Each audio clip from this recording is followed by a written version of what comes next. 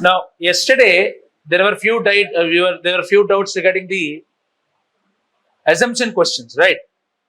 So one thing you must remember is that assumption, even if you see in your critical reasoning part also, okay, it is like if it is implicitly stated in the passage. That's what I said. When the passage is true, the assumption you are selecting must be in line with the passage. Assumption that you are selecting must be in line with the passage. For example, someone, I think you had it out yesterday, rising GDP is essential for a country to be a developed country. Okay. In passage, no one has explicitly spoken about developed country. When I said developed country, that's why economy knowledge is also very important. The GS1 paper knowledge also. See, I've checked the fact again. Developed country is a one which is developed in all the facets, not just GDP. GDP is not the only thing. It should be developed in all the facets. Human Development Index, literacy, birth rate, okay, life expectancy, infant mortality rate. It should be developed in all the aspects, not just this. Even happiness index, for that example, whether you are happy or not. That's why in countries like Europe, GDP is not valued much. What is more valued? HDI, Human Development Index. Okay. So just alone GDP, if I ask this statement in economy, if some faculty comes and tells you, GDP is the only basis on which a country can be marked as a developed country, would you agree with that? No. Okay. Now, yesterday, the example that we took, we are going to come across that example again. I said only an educated population. That passage is a general passage. That is not related to your economy or, your polity or your science and technology or biology. It was a general passage. So this is like a more technical passage that we saw, the GDP passage. Okay. So that is how it should be. So assumption, very simple. If the passage is true, your assumption which you are selecting must be in line with the passage. So if your passage is true, your assumption must be true and the vice versa also. If you are saying that my assumption is true in the given options, your passage also must sync with that. But whereas the crux of the passage, you have to read between the lines. When I ask a question based on crux, I'm writing it here, crux. When I say crux, crux means you have to read between the lines. It is an idiom in English. Reading between the lines means understanding the hidden meaning of the passage. Okay? Are you getting the point? Yes or no? Suppose if you are proposing a girl or a boy, you may not propose them directly. You may say something to them and they must code it. Yes or no? You see in many movies also. There is one Telugu movie, if I remember, Ram and Kirti Suresh. I am in love with you, but I don't love you. It's like a hidden meaning. That's what I mean to say. I'm giving a common example because so that you understand it. That means you have to decipher. If you directly take the sentence, that may convey a different meaning. But if you read between the lines, you will understand the actual meaning of what that person wanted to convey or the author wants to convey. So crux, the best, crux, main idea, central idea, the basic idea of the passage, the primary purpose of the passage. These are the words that are given generally. Okay. So for that you have to understand what is the basic essence of the passage, and that you have to read between the lines. Okay. So we'll understand now. We'll see the question now. For example, sorry. Yeah. Assumptions means the reader have to assume the author of the passage. Yes. See, author of the passage is saying something. Okay. He is saying few things in the passage. Now, based on what he says, you will try to assume some things also. Okay. For example, if the author says sun rises in the east, according to the principles of all the the geography, the sun should set in the west. You can assume that thing. So my passage is saying that sun rises in the east, so I am going to assume that is true because I am going to be within the passage. So obviously, when I am assuming that the passage is true, this is correct. So if the question is asked without explicitly mentioning the author's name, so it has to be the reader's assumption. Yes, it has to be reader's assumption. Because whatever passage is giving, you cannot go outside the context of the passage. So if the same question that rises in GDP1, if the question is like what other has assumed, like Okay. by writing this passage, It what he has assumed. What is assumed? So you can tell me what you have assumed in the passage. I'll tell you whether it is correct or not. Can you tell? Assumption as a reader or other's assumption? No, your assumption. Tell me. See, ultimately you may make some assumptions, but you have to be in line with the author. My assumption is like he's saying it's a significant factor for the. It is a significant factor, but it is not an essential factor. It's not an essential. Yes, significant is an important factor. Okay, essential means it has to be. That's the thing. For example, let us say GDP. We'll take Hyderabad itself. You know that there is a recession in the software industry now. Plenty of people are losing their jobs or they are in line to get fired. But that doesn't mean that the development has not happened in the country. There may be some good welfare programs that have come up, and also real estate industry must have grown. There are lots of factors. So just singling out GDP as the only factor to be a developed country is not a correct statement, or it is not a balanced statement. Okay, that is what I am saying. And that is why I said whenever you are seeing economic passages, whenever you are taking this polity passages or environment and biodiversity passages or science and technology passages, you must make sure that you are in line with the general studies paper also. Okay, you read something in general studies paper and that should be the same thing, it should be coming here. It is not like they will not give passages which are based on some Tom, Dick and Harry. They will select some standard passages. So definitely no, in UPSC exam you won't find a passage where a person is saying, the author is saying that GDP is the only factor which we have to consider while deciding whether the country is developed or not. You will not see such passages in UPSC in your lifetime. Not even in any competitive examination. Because there will be editors, there will be proofreaders. So you have to be in line with the subject. Those passages are also written by the subject experts. That's why I am saying whenever you have a conflict while selecting the options, select a balanced statement and see whether it is in line with your general studies knowledge or not. GDP is well within your ambit of general studies. For example, if you take this passage, 21. If you see this passage, yesterday we have seen this passage. This is a normal passage.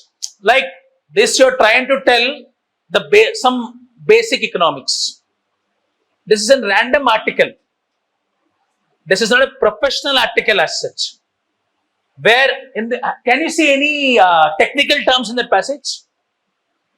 This passage which I put on the screen now, are you seeing any technical terms? No. It's a normal passage. When I'm talking about GDP, when I'm talking about developed economy, when I'm talking about human development index, in the Darwin theory passage also that we discussed yesterday, there was some technical terms. That is a difference you must understand. And as I told you, you always need not be so technical, but at the same time, at least see the basic of it.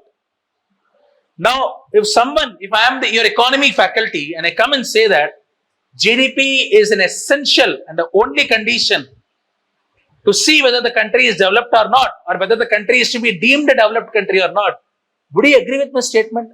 You will immediately say that this economy faculty is a bogus faculty because he's not explaining the subject properly. He's not even seeing the basics of the subject. Because when you are measuring the development of the country, it is just not about the GDP. Only GDP is what? Monetary thing. You're talking about the per cap. What is GDP actually? Final value of goods and services produced in the country. What is per capita income? This is all based on the monetary thing only. But is it only monetary? I'll just ask you one thing. As a human being, forget about the economy part. I am there. I am earning 1 crore per year. And if I'm spending 1 crore, 2 crores on my diseases in hospitals, am I a developed person? By no means. That's why I say health is wealth. In the same way in economy also, GDP alone would not guarantee whether the country is developed or not. The country may have huge amounts of, wealth. They may have amassed lot of wealth. But if they don't have the basic health facilities also, would you qualify that as a developed economy or a developed country? No way. Okay. So let's start with the passages now. Let's go to question number 16 now. 15 is complete, right? Yeah. The poverty line is quite unsatisfactory. All of you know what is a poverty line. Okay, that is a line which decides who comes under poverty, who doesn't come under poverty. Okay. It is not only because of its extremely narrow definition of who is poor and the debatable methodology used to count the poor, but also because of a more fundamental assumption underlying it. Is saying fundamental assumption.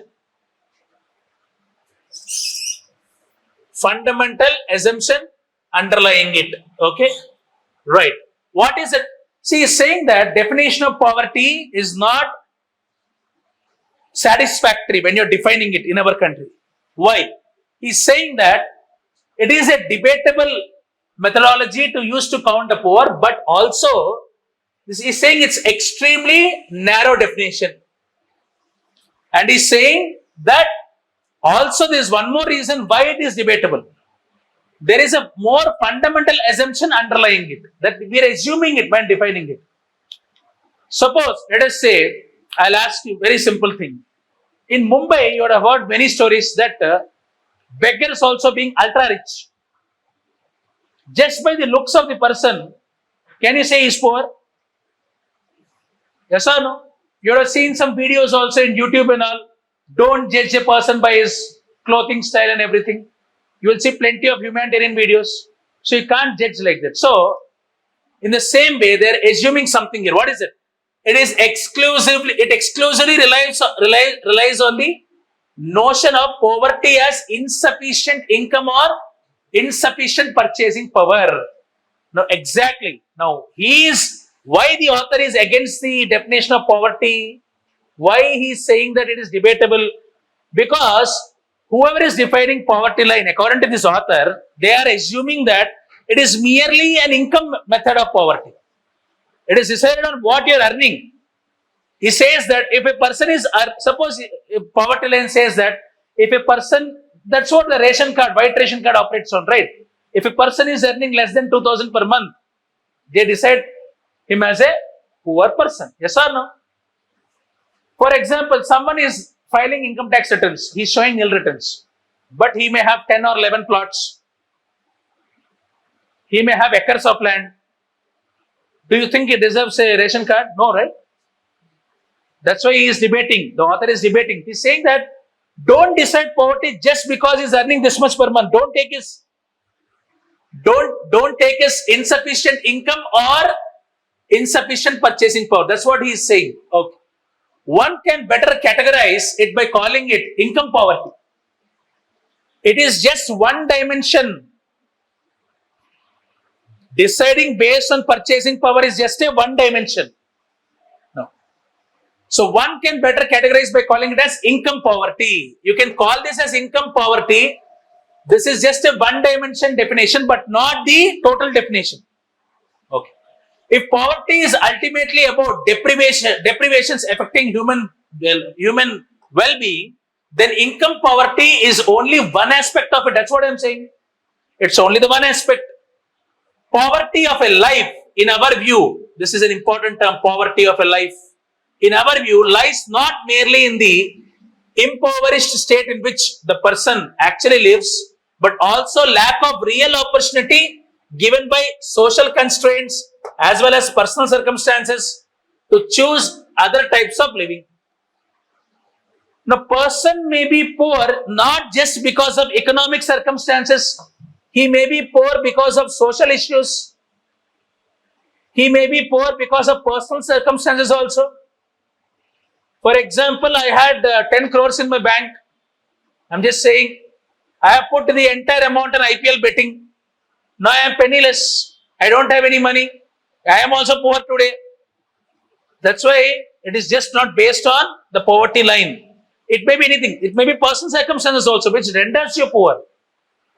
Okay, right.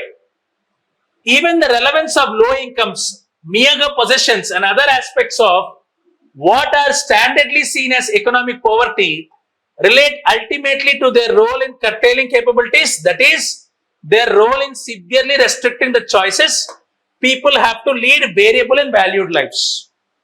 That is what he's saying. The entire passage is talking about. Just don't define poverty in one dimension, that is income poverty. There are other factors also. That is what this passage is saying. Now, that is the gist of it. What is the gist of the passage? Don't measure poverty only in terms of income. There are other factors also. That's what the passage is saying. That's it. Other rest of the passage, don't try to decipher every line. No need of that. Okay? Let's see the question. Right.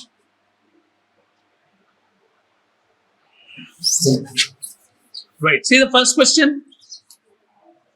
Why is the methodology adopted in India to count the poor debatable? First option, there is some confusion regarding what should constitute the poverty line. Is it so?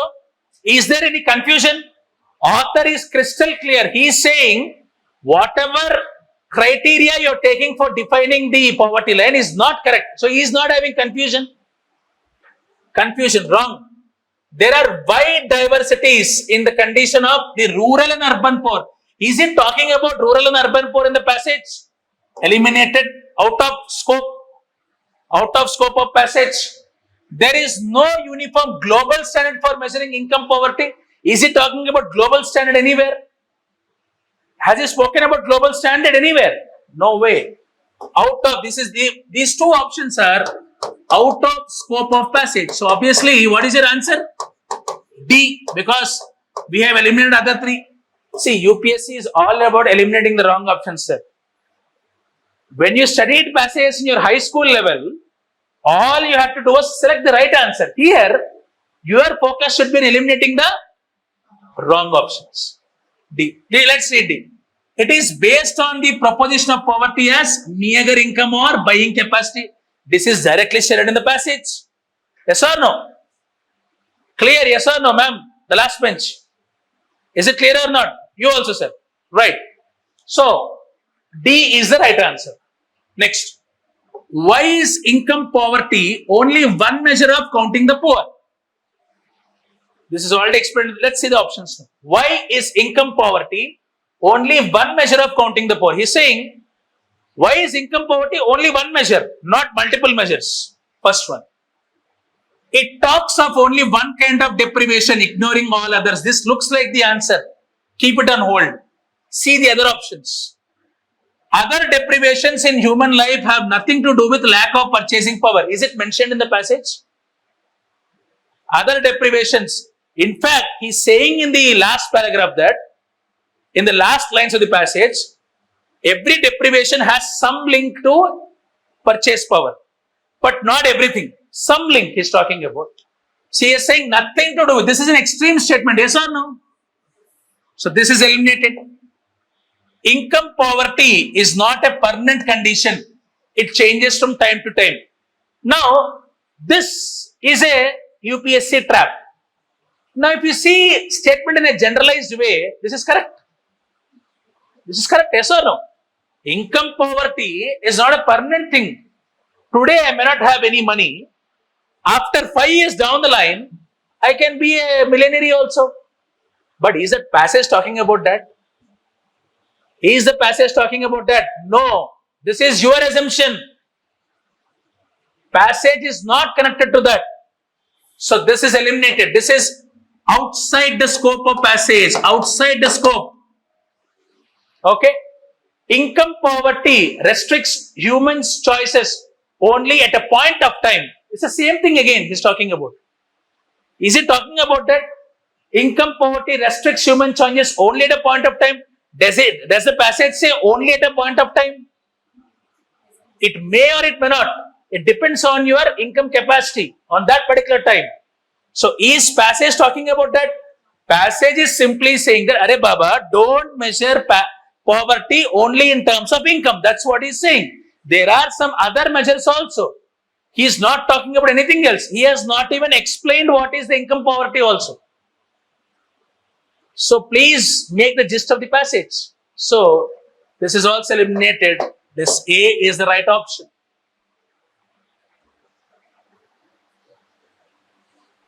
So A is the right option. Is it clear? Any doubts in this? Is everyone clear in this room and even in the Zoom session? Yeah, people who have joined in Zoom also. If you have any doubts, you can please post it in the message. I am going to clear that. Okay. So next question, 18th one. Right. What does the author mean by poverty of life? I told you that I was underlining when poverty of life came over there. Okay. So right.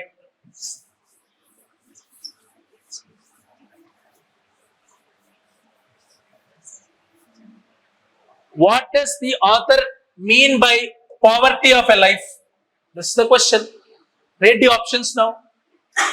All deprivations in a human life which stem not only from lack of income but lack of real opportunities. Is it not what passage is conveying actually? Yes, this looks like the right answer, but keep it on hold. What did I say? Eliminate other options convincingly, then you can decide the answer. Impoverished state of poor people in rural and urban. This looks okay. Impoverished state of poor people in rural and urban areas. Is it talking about rural and urban areas? Has the passage mentioned anything about rural and urban? Has it differentiated? No. Out of scope of passage. Out of scope. This is out of scope of the passage. This is eliminated. Missed opportunities in diverse personal circumstances. He only said personal circumstances. Nowhere he has spoken about diverse personal circumstances or missed opportunities. This is a UPSC trap. But has the passage explicitly spoken about that? You have to stick on to the fundamental understanding of the passage. These all are our assumptions. This is also not there. Material as well as non-material deprivations in a human life which restricts human choices permanently. This is again a very good UPSC trap. Material as well as non-material deprivations of a human life which restrict human choices. Ikkada varaku correct. Till here the answer was correct. Permanently, extreme statement eliminated. See how well he has designed the question. Is it not beautiful? You are completely in his trap. Option C looks like the answer. Option D looks like. Till this point, his answer was bang on. That is right. But he says permanently. Is it permanent? Today my income level may be this much. As I said, tomorrow my life may completely change. He says permanently. Permanently is a extreme word. That means you're saying you're deciding the fate of the nee jatakam inte. तुम्हारा कुंडली इतना ही है, कुछ भी बदलने वाला नहीं है तुम्हारे लाइफ में. Your life is like this only. There is one dialogue in Ala Vaikantapuram movie, right? Your jatakam is very bad. Your horoscope is very bad. You can't decide like that. What happened in that movie? Allu Arjun becomes a millionaire all of a sudden at the end of the movie. Yes or no? So you can't decide like that. Permanently is a extreme statement. These kind of statements are spoken by some elders when they are angry. but their blessings are always good. They mean good only. But sometimes they say, this is a vague statement. Vague. Vague means which does not have any, what do you call? Yeah, exactly. Good. So, this is eliminated. This permanently is what is? Till here. If you read only till here, what you will say? Alright, D also is looking like a correct option, right? You will be confused between A and D. And maybe 50% of UPSC, I've seen my friends also have chosen D as the right answer. But they have not read this word permanently. So this is how. Till yesterday, whatever questions we have solved, they were looking like big passages, but the questions were not very tricky. But this is a very easy passage to understand, but the questions were and options were very tricky. There was more chance of making your mistakes more. Have you understood? Have you understood now? Yes or no? How to eliminate? See, whenever you are solving a passage, I am repeating again and again.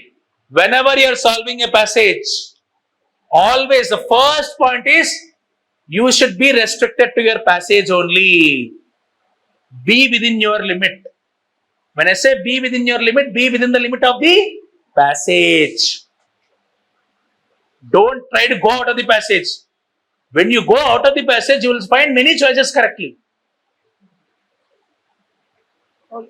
For example, I'm just giving an example. When you are at home, drinking alcohol is not very good. It is not good manners. But when you are going outside home, drinking alcohol is not a big issue. Yes or no? Unless and until you are in the same circle. Unless you are behaving properly. Yes or no? But drinking in front of parents is disrespecting them. Is it correct? That's why I am saying be within the limit when you are in the passage. This passage is like your parents who always, you always respect your parents. In the same way, respect the passage. You don't go outside the scope.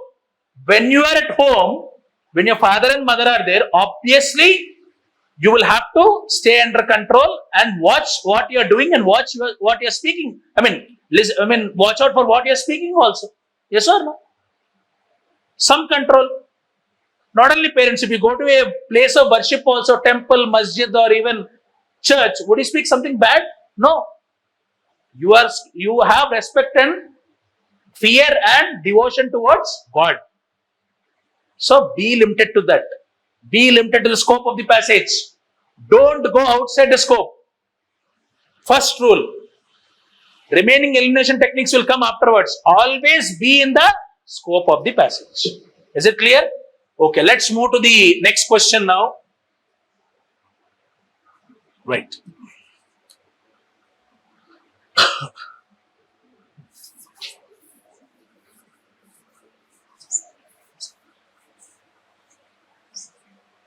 Right. Demographic dividend, which has begun in India and is expected to last another few decades, is a great window of opportunity. First, let me circle this demographic dividend and is a great window of opportunity. Yes.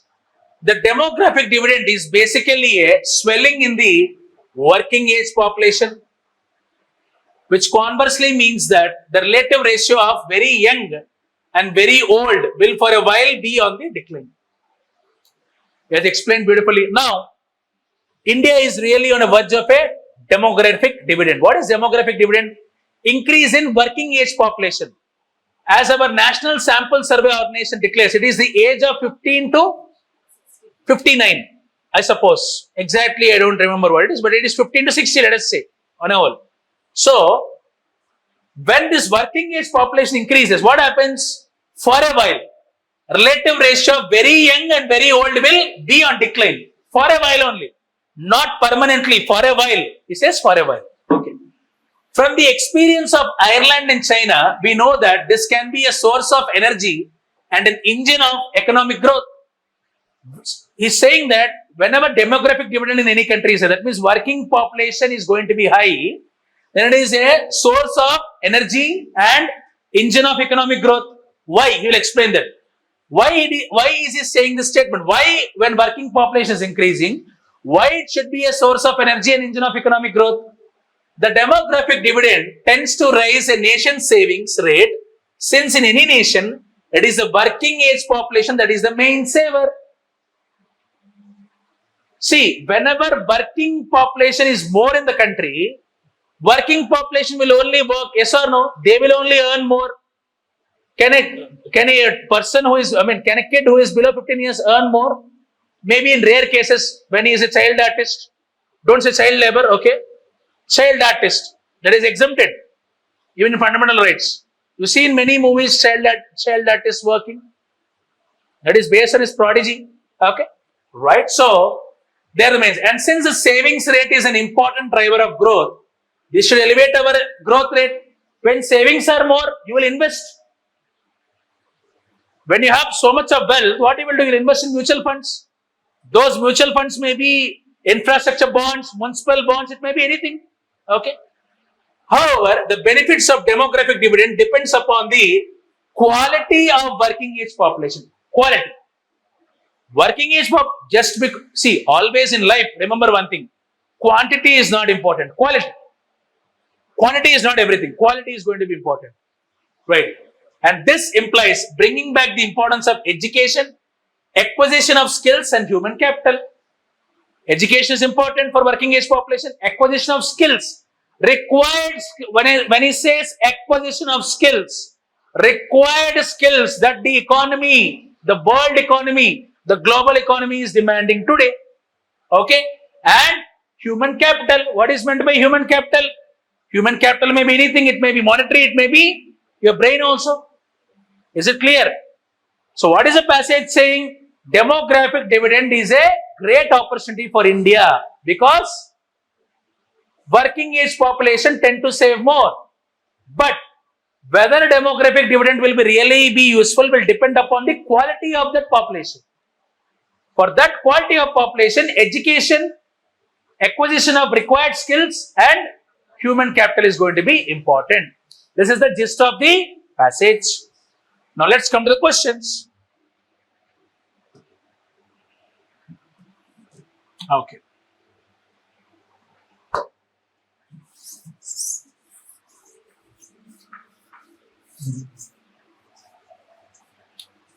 Right. Which of the following would invariably happen in a country when the demographic dividend has begun to operate? Okay. He's saying which of the following will happen when demographic dividend will start to operate. The number of illiterate people will decrease. As has the passage spoken about literacy and illiteracy. Can we eliminate this? Yes, 100% sure. Eliminate. The ratio of very old and very young will decrease for a while. Yes, directly stated. Correct. Population growth rate will quickly stabilize. Has he spoken about population growth rate anywhere? No. These two options are outside the scope of the passage. Option 1 and 3 are outside the scope of the passage. So 2 only is the right answer. 2 only is the right answer. Okay? 2 only will be the right answer here. Let's go to the next question. With reference to the passage, which of the following inferences may be drawn? Inferences. Inferences means it is like a crux only. Or you can say, it is not assumption. Inference is something directly which is drawn. Inference means what? Assumption means indirect. Inferences means direct. That you have to understand. Demographic dividend is an essential condition for a country to rapidly increase its economic growth rate. Essential condition. Extreme statement. Did he say essential condition anywhere? And he's saying inference. Inference means directly stated in the passage. Has he directly said that demographic dividend is the only condition, essential condition anywhere? Eliminated.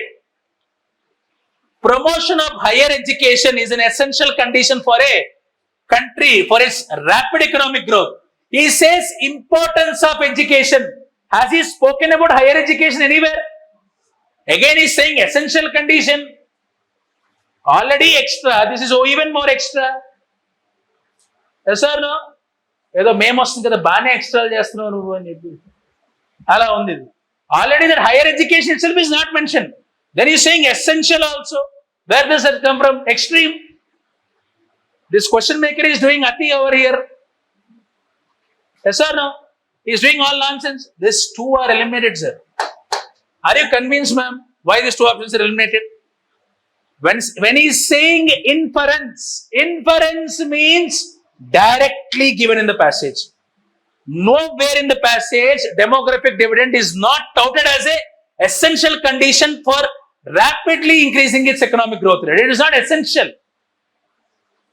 Okay? Essential condition can be made. Why? Passage himself is, author himself is saying that demographic dividend along with quality of working age population. If this question had been given, demographic dividend is an essential condition for a rapidly to rapidly increase its economic growth rate. This is a vague statement. When he says demographic dividend, which is having a quality of working age population also is an essential condition, means it is the right answer. That's what the passage is saying. See, whenever you see a word like essential condition, you can eliminate it. 99% of the times. 99% of the times, you can eliminate the extreme statement. Only 1% of the time, maybe sometimes what happens is that if it is directly given in the passage, you have to see that. Then also I told you, is it in line with your GS? Is it making the right stride? Is it a balanced statement? Is it making sense? That's what you have to observe. So these two statements are not making sense. So neither 1 nor 2 is the right answer. Sorry. This is the right answer. D is the right answer. Neither 1 nor 2. Okay. Let's go to the next question now.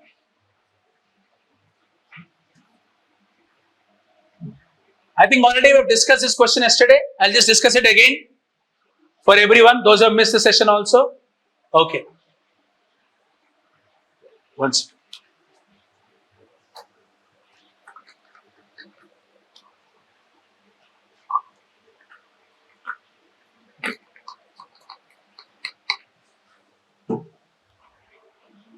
In an economic organization, allowing mankind to,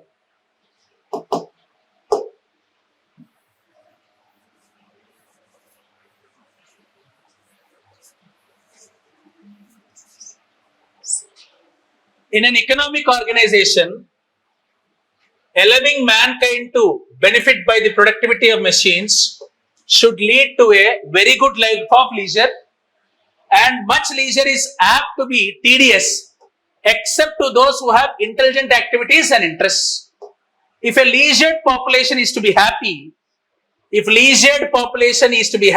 must be, I'm just circling this, must be an educated population and must be educated with a view to enjoyment as well as direct usefulness of technical knowledge. Yesterday we have discussed this. Any economic organization would try to benefit the productivity of machines so that a person can have some leisure time. Okay. And he's saying that, but if the leisured population is to be happy, it must be educated. Educated means what? Not literacy. He must be educated enough how to use the technology to his benefit. I told you yesterday, wrong usage of artificial intelligence. Okay. Anyone can do anything. You would have seen the Rashmika Mandana's thing. And even Narendra Modi, our Prime Minister, Honorable Prime Minister Narendra Modi, singing Telugu songs. You've seen in Instagram, right? That all is, it may be fun. It is not funny actually, because tomorrow someone else may misuse your voice also. If you see the Instagram audio of Prime Minister Narendra Modi, he's like exactly singing like him only. So that is not correct actually. It is not correct because it may be misused also. So that's why he's saying education is important. Now come to which of the following best reflects? Reflects means what? Crux, main area, primary area of the passage, and underlying tone of passage. Okay. Only an educated population can best make use of benefits of economic growth. See here, it is explicitly mentioned in the passage. We'll keep on hold. All economic development should be aimed at creation of leisure. Not all economic development is an extreme statement. All economic development means it may be anything. Suppose if you are giving good medical facilities, is hospital for leisure? Staying in hospitals, is it a leisure? If you are constructing jails, is it a leisure? No, right? So all economic development is a vague statement, extreme statement. Eliminate. An increase in educated population of a country leads to increase in happiness of its people. He is saying that this is the reverse statement given. Now, what did the passage say? If people are to be happy, the population must be, if the leisured population has to be happy. He is talking about leisured population. He is not talking about educated population. There is a lot of difference between leisured population and educated population. He in the passage is saying, if leisured population has to be happy, they must be educated. But what is the passage? What is the option saying? If people are educated, it leads to happiness of its people. Whom? Only people. When he says people, all people. It's not all people. People who are at leisure, leisured population only. So this statement is wrong. This is a tempting option. This is a trap. It is within the scope of the passage only. But the only where, this is where happiness of leisured population means is a correct answer. Instead of increase in educated population of a country leads to an increase in, but one more thing. Did he say anywhere increase also? He has only said that leisured population will be happy if they are educated. But did he say, this the passage say increase here? Anywhere has the word increase been mentioned? This is where it becomes a vague statement. Too many controversies in this statement. We cannot select this. Use of machines should be increased in order to create a large, same problem here. It can increase here large. Is the passage talking about large leisure population? No way. Vague statement. Hence only A is correct. Are you understanding? So yesterday you might have some 10 to 20% confusion, but today it should be clearing for you. Is it clear? Yes or no? Right. Okay. A is the right answer, sir. Next, let's go to the next question. Okay, this is a very interesting passage. This is one of my favorite passages in UPSC. Very technical, very ethical, I should say philosophical rather. It is talking about all of us, not only me or you. It is talking about everyone here. Everyone in Ashok, Nagar, everyone in the world. This is a very apt passage for all of us. Let's see what is this.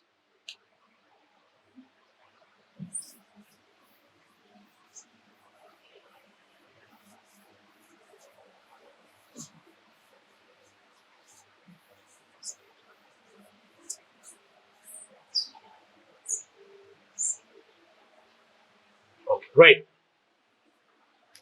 If presents bring less thrill now that we are grown up, what do they mean by presents? Gifts. Whenever someone is gifting you on your birthday, it is a present. Present means a gift. Present and not present. That present is different. This present is a present means abhi, now. That is not now. Present means a gift here. Okay. If presents bring less thrill now that we are grown up, perhaps it is because we have too much already, or perhaps it is because we have lost the fullness of joy of giving and with it the fullness of joy of receiving. Now, what is it talking about? During our childhood, let us say, if someone gave us a gift or even 100 rupees by our mausi or chachi or whoever it is, you feel very happy. Okay, of course, if it is taken by your parents, like 90s melodies class, some middle class of melodies there, movie, it may be taken off also. But we'll feel very happy if someone is gifting us. But today, even if we are given some costly gift also.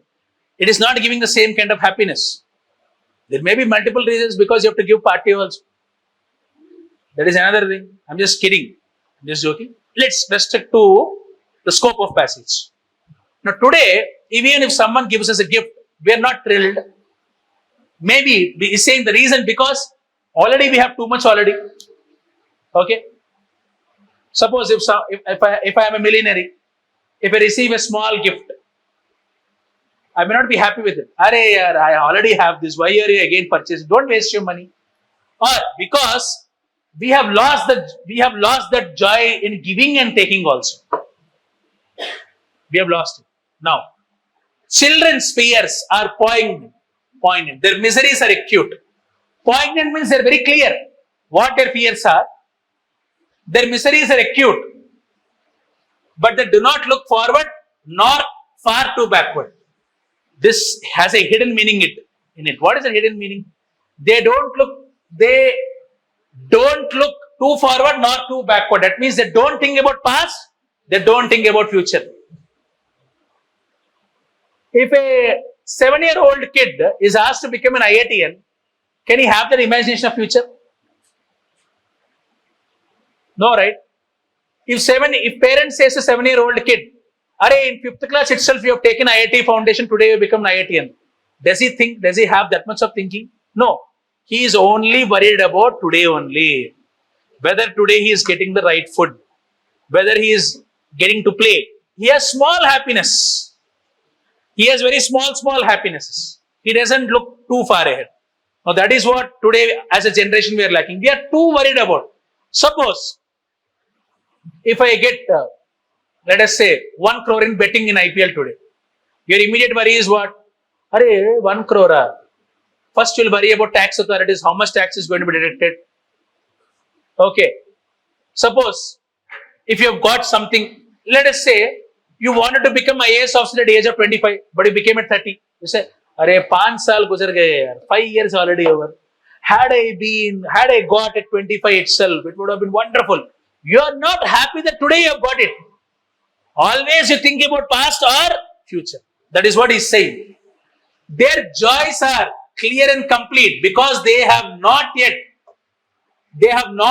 learned always to add but to every proposition. Yes, I got, okay, I'll just say simple. I'll just say in a normal manner, in a very funny manner. I thought I should have married Aishwarya Rai, but I just could marry Kriti Sanon. I'm adding but to every proposition. I got 10 crores of money. Wish I could have got 20 crores. I add but for everything. Suppose if I'm talking with my friends somewhere, I wish, "Arey, I have everything in my life here, but I don't have a girlfriend." We start adding but to everything. That's the problem with our life, is it not?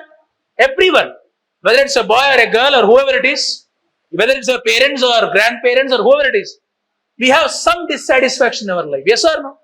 We are not happy with whatever we have.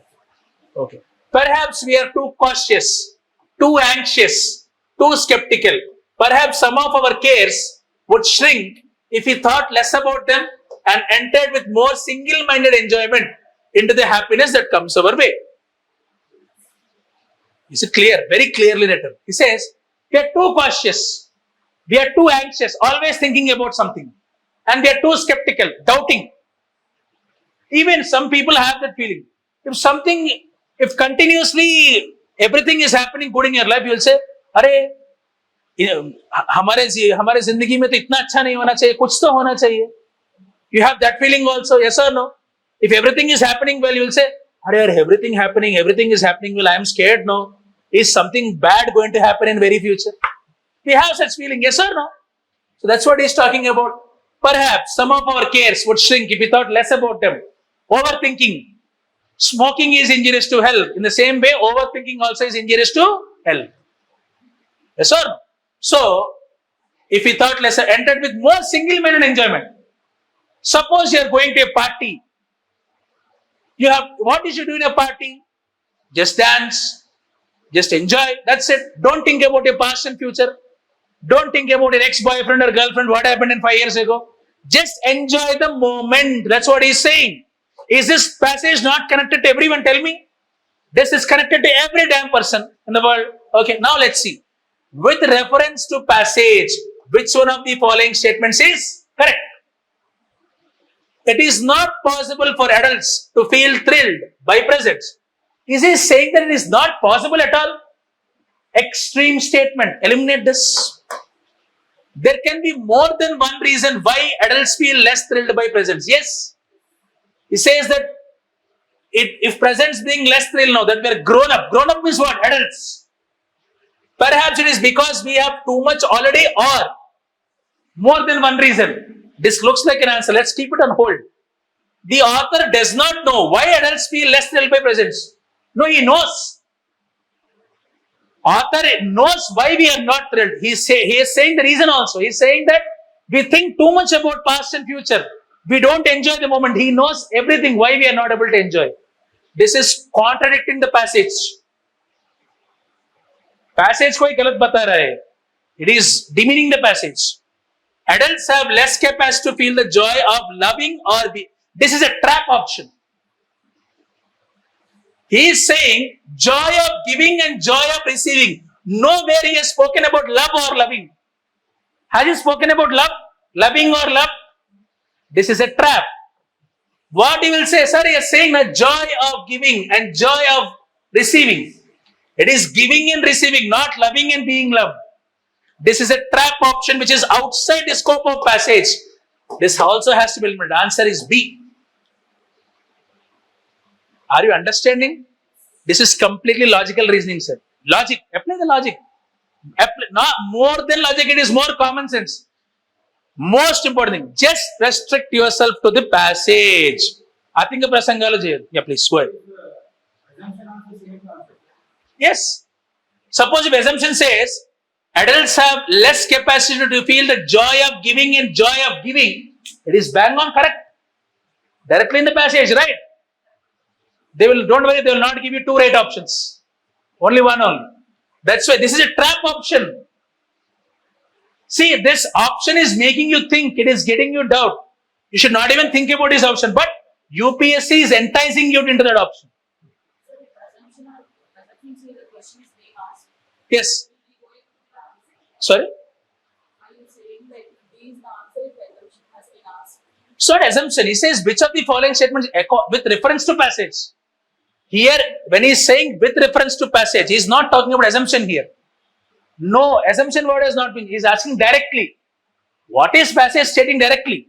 Directly, it is stating joy of giving and receiving. He is not talking about loved or being loved. No, assumption also wrong one. Even if he asks assumption also, that option is wrong. But where is he talking about joy of giving and taking? Do you just give a present to someone just because you love them? No, right? It may be a formality also. Yes or no? There is no connection of joy of giving and joy of receiving with love or being loved. No way. Sometimes we give fake gifts also, just to impress them normally. You have some work with them. Okay, let's say you become an IAS officer or you're an IPS officer.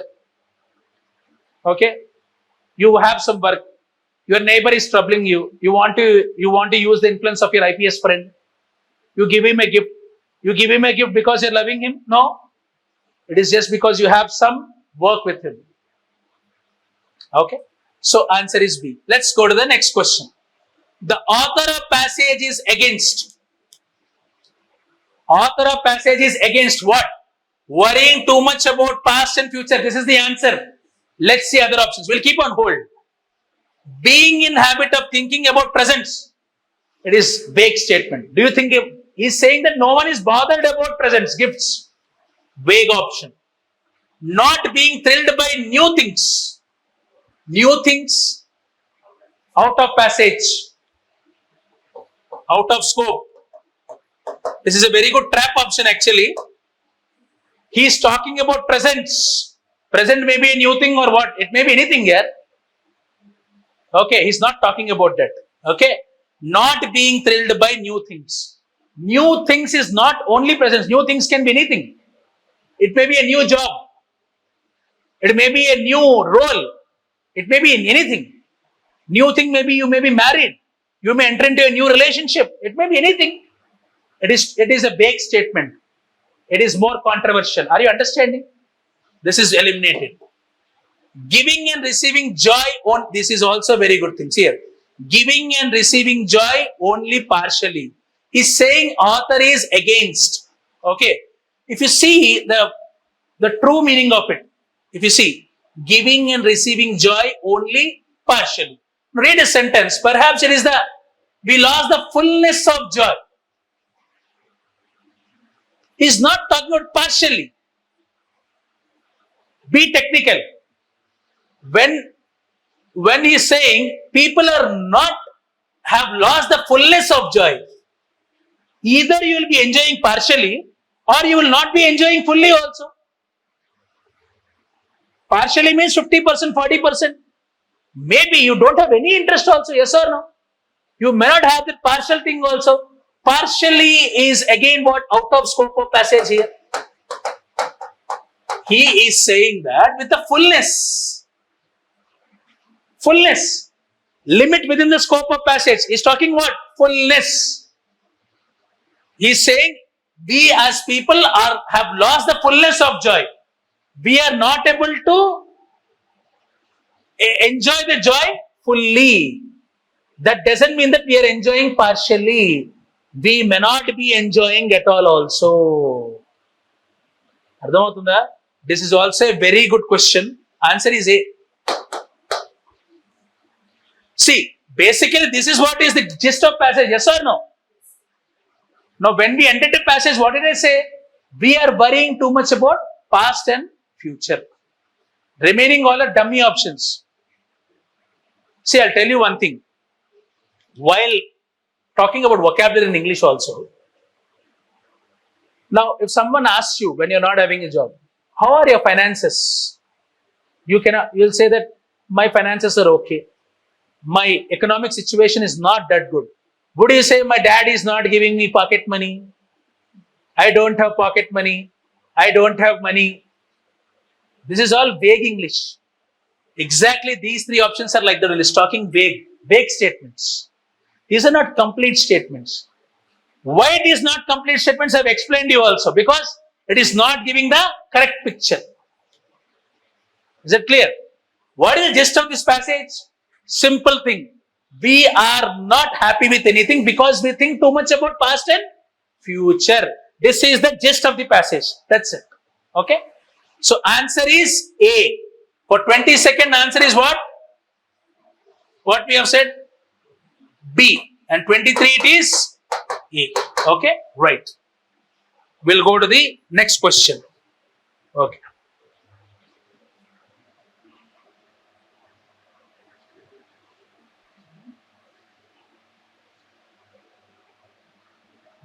Right.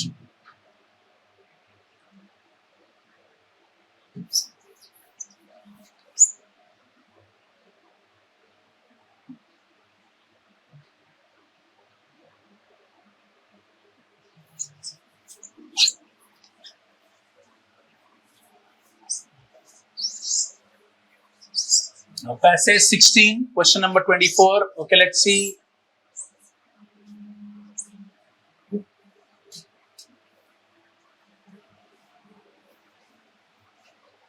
Okay.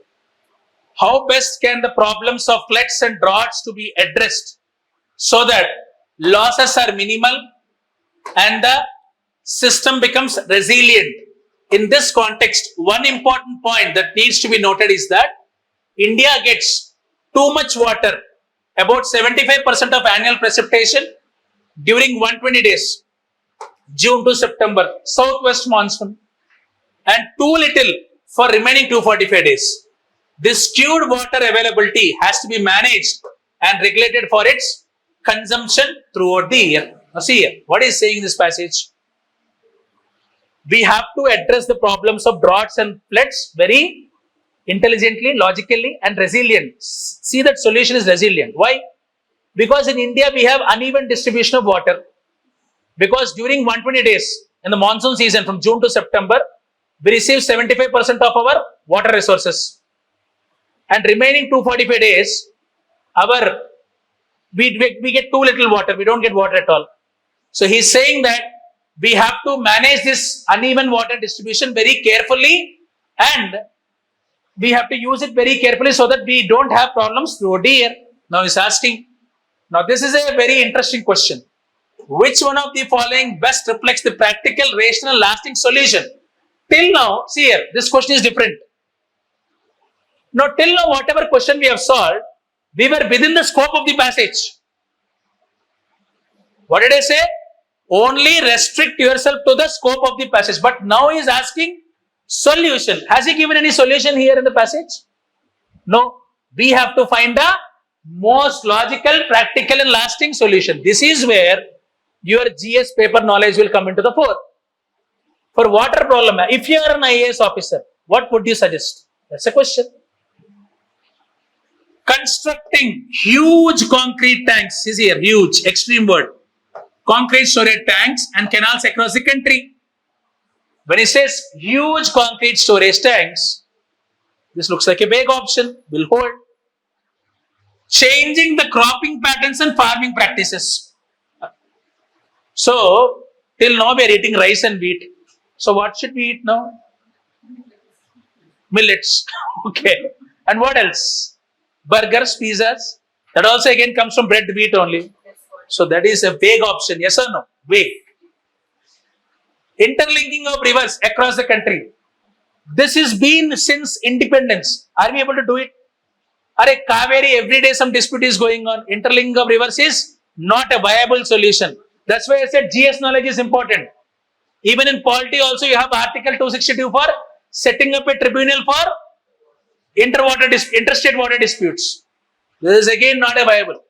Buffer stocking of water through dams and recharging aquifers. This is looking a good statement. It is a balanced statement.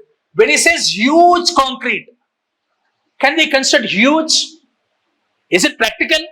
He says practical, rational. Constructing huge tanks will not help. As I said, quantity is not important. Quality is important. This is a quantity statement. Quantity. And this is a quality. Buffer stocking of water through dams. This can be done. Already we are doing it. And recharging aquifers. What do you mean by aquifers? Groundwater. Harvesting pits. This is what he means by aquifers. Our harvesting pits are natural aquifers. That will always keep our groundwater table saturated. So, this is the D. Option D is the right answer. D is the right answer. This is a very easy question. You don't need English knowledge for this. Just think like a GS. Just think in an officer. Yes or no? Right. Next.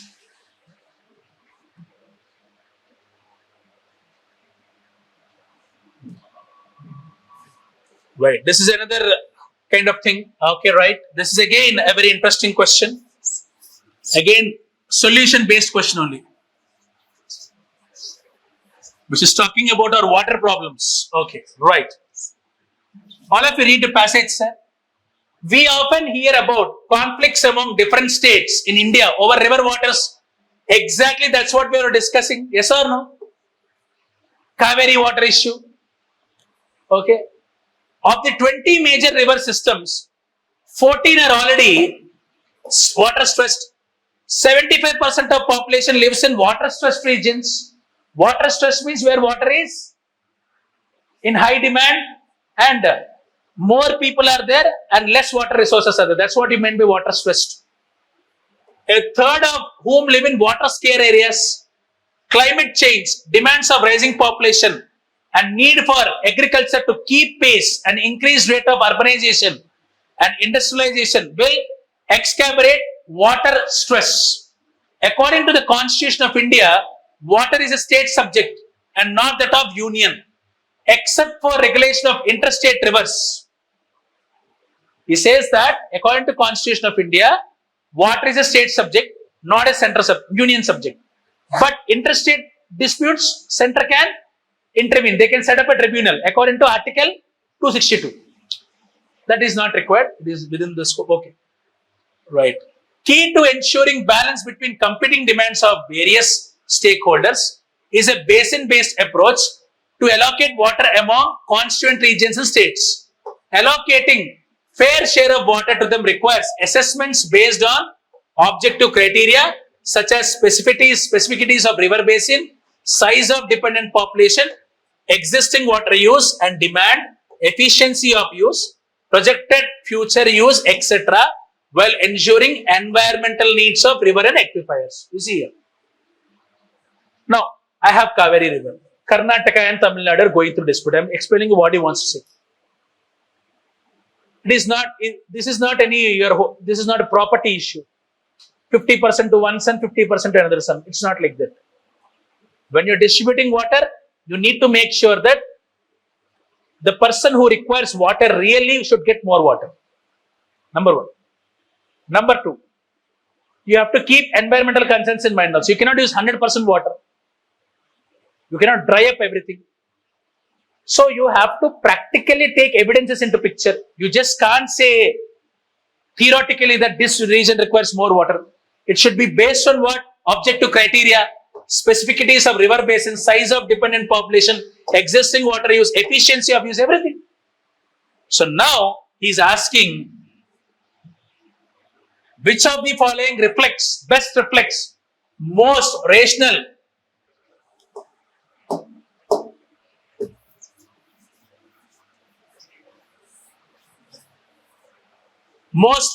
practical and immediate action required to ensure fair and equitable allocation of water to different stakeholders? First option. He is asking what is the solution for this problem. Now we have seen the problem. What is the problem? He has explained the problem very beautifully, and he has also said it to the end that we have to see the solution in such a way that it must be practical, logical, and rational. What is practical? We have to decide now. A national pragmatic means practical. This is the meaning of it. Legal and policy framework for water allocation should be made. This looks like a balance statement, which keep it on hold. All river systems of country should be linked, and huge aquifers eliminated. Imbalance statement. Now he says river systems cannot be linked. Why? Because water is a state subject. It is not easy. It is not solution. And that way is saying huge aquifers. What is this huge aquifers? Huge means what? It is an impractical statement. Okay. Water channels between regions of water surplus and regions of water deficit should be created. Is a passage talking about water surplus and water deficit anywhere? What is it saying? This is like, suppose there are two beakers. One is having full water. In our science experiment in our childhood, what we used to do, we used to connect a tube. Until these two beakers have equal water, it will flow. Is the passage telling that? Is the passage telling equitable share? No way. This is also wrong. To mitigate water crisis, water demand of sectors such as agriculture and industry should be reduced. Is it practical? Can we reduce our share for agriculture and industry? Then where will our production go? Is it a practical solution? It is a layman solution. It is an illiterate solution. This A looks the most balanced statement. A national, pragmatic, legal and policy framework for water allocation should be made. Just like Sri Krishna Committee, when Telangana was given, they wrote a big book and they were giving all the possibilities. In the same way here also, a concrete, pragmatic, practical, legal and policy framework for water allocation should be made. These all are street answers. Remaining three. Huge aquifers banao, ye banao. What is this? It is impractical, right? Suppose there is a food security problem. Just create huge amount of storage grains. What is this huge? Huge banana padega, lekin kahan se banayenge? Where we can make it? Huge is we can never use this word. As a balanced statement, as an officer, can you say huge as a words we cannot use. It's not a balanced thing. Okay. So this is the thing. Okay. Let's go to the next question.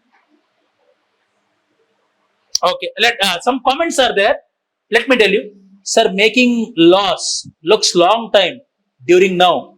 Then how it will be immediate solution? Okay. See, yeah, Asha Jyoti madam. So this is your doubt, okay? But many interlinking projects are still being constructed, okay? Madam, interlinking projects are being constructed, but are they without dispute? That's the first question I would like to ask you, ma'am.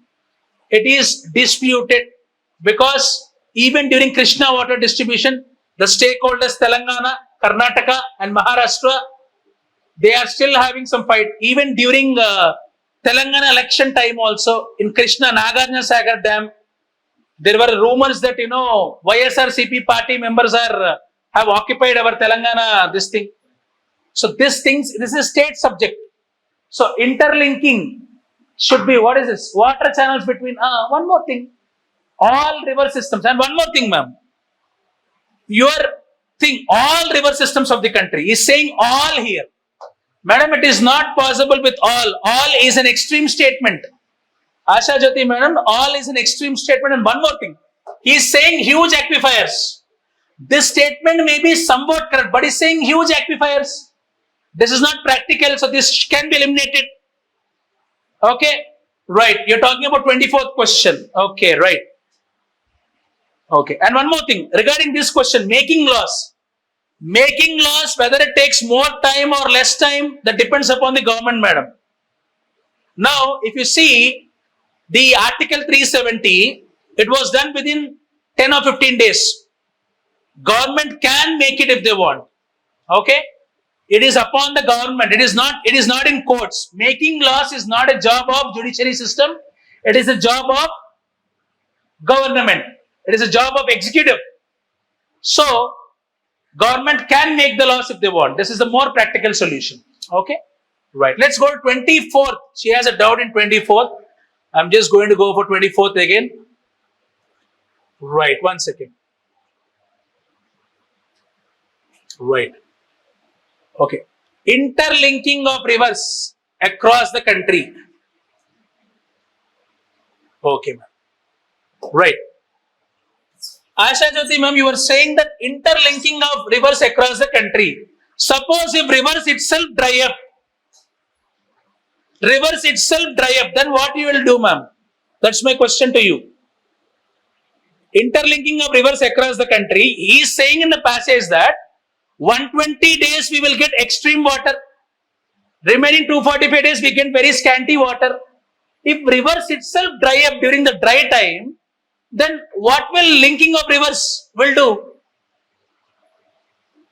It is not practical. That's why we have to buffer stock the water. That means whenever we are receiving excess water, we will store it and we will recharge the aquifers, the groundwater table. Okay, I think your doubt has been cleared. Thank you. Yes, you are free to ask doubts, ma'am. Asha Jyoti, ma'am. Anyone can ask. It is good that she has cleared her doubt. Here also in offline class also. If you have any doubts, please clear it. Okay? Whatever I am saying, it is not a mandatory thing that you should be convinced. Yes, you can ask doubts. Here my job is to only help you. Even if you are giving the wrong answer also, I am explaining you why it is wrong. We have to select the most practical option here. Okay? Right. Let's go to the next question now. I think 26th one.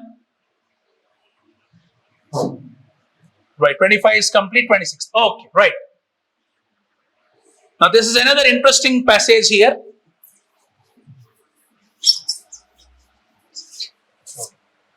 More than half of Indian women and almost a quarter of Indian men of working age suffer from anemia. Anemia is nothing but lack of blood. Okay? Anemia is lack of blood. According to studies, there are anywhere from 5 to 15% less productive than they could be as a result thereof. India also has the largest tuberculosis burden in the world, costing 170 million work days to the country annually. But what is just as important as lost productivity now is lost potential in future. Okay. Lost potential in future. Okay. 1 second.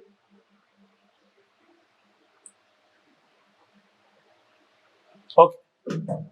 Lost potential. It is becoming increasingly clear that on many measures of cognitive ability, malnourished Indian children perform 2 or 3 times worse than adequately nourished peers. For an economy that will be more dependent on highly skilled workers, this poses a significant challenge, and it is one that really should be addressed given India's demographic outlook. Now, just now we are discussing in other passages also that India demographic outlook is going to be more of working age population. Unless we have a population which is healthy, that is what the population is saying. This is what the passage is saying, that unless our working age population and our children are healthy, we will lose our working potential. Suppose if the children are malnourished, if children are not fed well, then there is no point, because they will be not having good health, they will be facing anemia, they will be facing different sorts of diseases, and they will not be, they will, they are not ready to be taking part in the demographic dividend that India is going to witness. So, now for it, one really should be addressed given India's demographic outlook. Now, because our economy will be dependent on highly skilled workers. Okay. Now, let's see which of the following statements best reflects given by the passage. What this passage is reflecting? We should look to the health and nutrition of the people. That's what the passage is saying. Yes or no? Because now, suppose a person is suffering from anemia. Anemia means it's health. Malnutrition means not having proper food or proper nutrition. These are the two problems. So let's see. Education system must be strengthened in rural areas. Rural, vague statement. He is not talking about rural area. He is not talking about education. Has he spoken about education? He only said highly skilled workers. Large scale and effective implementation of skill development program is the need of the hour. He said we need highly skilled workers. He says we are dependent on highly skilled workers. He never said that we need highly skilled workers. Did he say we need highly skilled workers? He said we are dependent on highly skilled workers. This is again a out of context, out of scope of passage. Trap option. For economic development, health and nutrition of only skilled workers. Array. Okay. This is like once a child is born, we'll say Ramesh and Suresh are born. Ramesh, you are a highly skilled worker. Suresh, I am like an astrologer. I'll say Ramesh is a highly skilled worker. Suresh is not a skilled worker. So highly skilled worker Ramesh, please feed him. Lowly skilled worker Suresh, don't feed him. Is it correct? Only skilled people is saying. What is this discrimination? Is it not discrimination? Only skilled workers should be addressed. For economic development, health of nutrition of only skilled workers. Extreme statement. And that is a negative statement. You are discriminating other people. If your brother doesn't have a job at home, do we say we'll cut the food for him? Or if a sister is not having job, is it correct? No way. We cannot discriminate people like that. So, this is a discriminatory statement, negative statement in fact. For rapid economic growth, as envisaged by us, attention should be paid to health and nutrition of people. Yes. This is what we are saying. Yes or no? Exactly. That's it. D is the right answer. D. Next question. Right.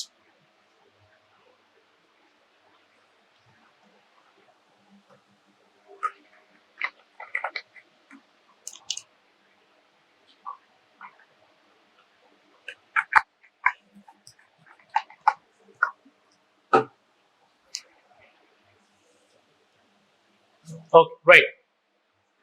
Next passage. In India, a majority of farmers are marginal and small, less educated, and possess low adaptive capabilities to climate change, perhaps because of credit and other constraints. Credit means what here? Money. Credit means money only. Okay. So one cannot expect autonomous adaptation to climatic change. What he means by autonomous adaptation, that without any help, they need some help for adapting to this climate change. Okay.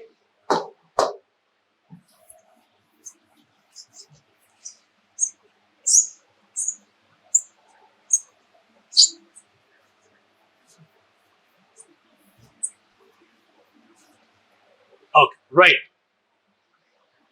Autonomous. We will underline this. We'll underline adaptation to climatic change. Okay. Even if it was possible, it would not be sufficient to offset losses from climate change. Even if we adapt, already because of climate change, we cannot offset the losses faced. For example, suddenly there is a cyclone occurring in Bay of Bengal. Because of that, it heavily rains in Telangana. Unseasonal rain. We cannot offset the losses. Can we control the weather? We cannot. Okay? Because this is off season. If it is raining within the season, we will have some plan. But suddenly, within 3 or 4 days, we cannot ship the crops from here and there. It is impractical. Okay? Right.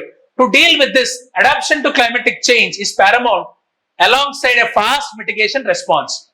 Another solution is to have a planned or policy-driven adaptation, which would require the government to come up with policy recommendations. Okay? Planned or policy-driven alongside a fast mitigation response. Okay. Perception is necessary. Prerequisite for adaptation. Perception means what? Perception means a pre-idea. Like we should have some idea regarding climatic change. Okay. Whether farmers are adapting agricultural practices to climate change depends on whether they perceive it or not.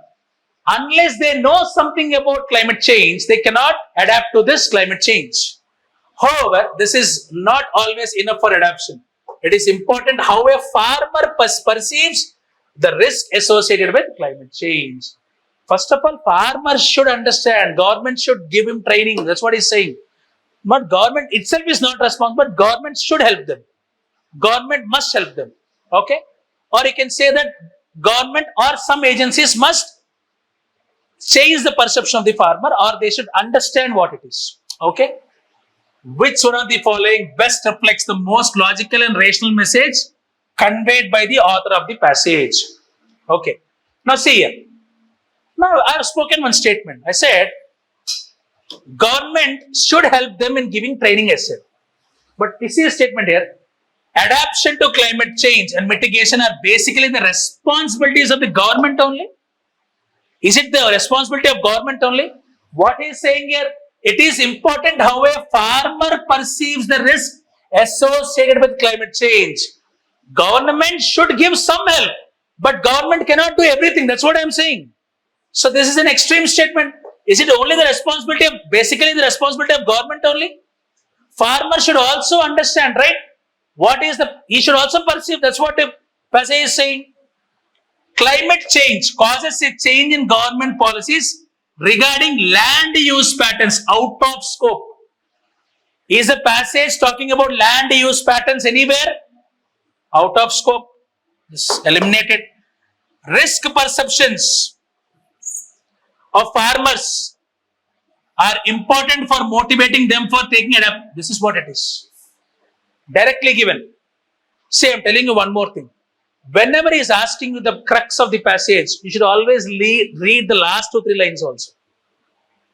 Generally, last 2 to 3 lines of passage will imply what he is trying to say. Okay? So, this looks like the answer. Let's say D. Since mitigation is not possible, see here, fast mitigation response. That means mitigation is possible. He is saying since mitigation is not possible, eliminate immediately. Gone. So what is the answer? Is he saying mitigation is not possible? Alongside a fast mitigation response. That means according to the passage, mitigation is possible. But he is saying since mitigation is not possible. Who says mitigation is not possible? When the author is saying it is, he is saying fast mitigation also. Not only mitigation, he is saying fast mitigation is possible. Okay. So answer is what? Direct. Risk perception of farmers are important to motivating them for taking adaptation decisions. So answer is C. Okay, next question. Are you clear? Any doubts in this? Man, in Zoom class also, anyone is having a doubt in this? Is everyone clear with this? Okay, next.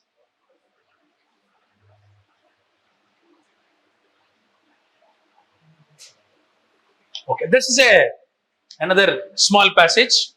Let's see this question now. The emissions humans put into the atmosphere now will affect the climate in the middle of the century and onwards. Technological change, meanwhile, could make a future transition away from fossil fuels cheap, or it might not, leaving the world with terrible choice between sharply reducing emissions at huge cost or suffering through effects of unabated warming. Businesses that do not hedge against the threat of uncertain outcomes fail. The world cannot afford such recklessness on climate change. What he's saying is that because of these emissions that we are putting today, it will affect the climate in the middle of this century or onwards from today itself. Onwards means right now. Technological change, meanwhile, could make some transition very soon from fossil fuels, or it might not. Now, whatever technology we are using to reduce the pollution may take away the fossil fuels from picture, or it might not. But what is he saying? Just so, what the passage is trying to say is that technology may help in reducing, or it may not help. So, waiting for technology may not be a feasible option. Now, leaving the world with a terrible choice between sharply reducing emissions. That means one day the situation will be like either you have to completely cut the emissions, or you have to face the consequences of it, unabated warming. So unless you take a stringent action now, it is completely recklessness on our part. That's what the passage is trying to convey. Now let's see the question.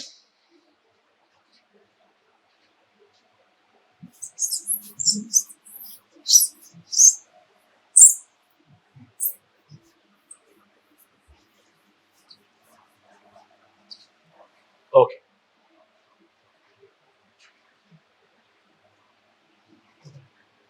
Okay.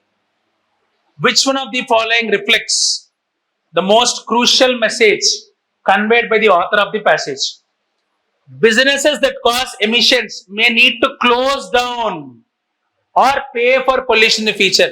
Anywhere in the passage, close down is an extreme statement. Yes or no? Close down. Is it correct? Tell me. Businesses that cause emissions may need to close down or pay for pollution feature. This is a tempting option, but close down is a extreme statement. They may impose penalty, but will it be closed down? It is not a movie, right? To close down like that. There will be legal framework. There should be a lot of things done. We should consider that. See, today basically we enjoy movies because whatever we cannot do in the real world, it is shown in the movies. That is why movies like KGF and Pushpa are becoming popular today. Because we are not happy with some things. As a common citizen, we cannot do anything. But when our hero is beating the shit out of them, we are enjoying it. That's why movies like Pushpa and KGF are becoming popular today. Yes or no? Because for everything there is a law, there is a government, there is a rule in place. But we want fast resolutions. Yes or no? That's why we enjoy movies today. Okay? Right. So, this can be eliminated. The only solution, again eliminated. Only solution is technological development related to issues of climatic change. He himself is saying that the technological change that is done may or may not work. So is it the only solution? No, eliminated. Waiting to deal with carbon emissions until technology improves is not a wise strategy. This is what I was saying.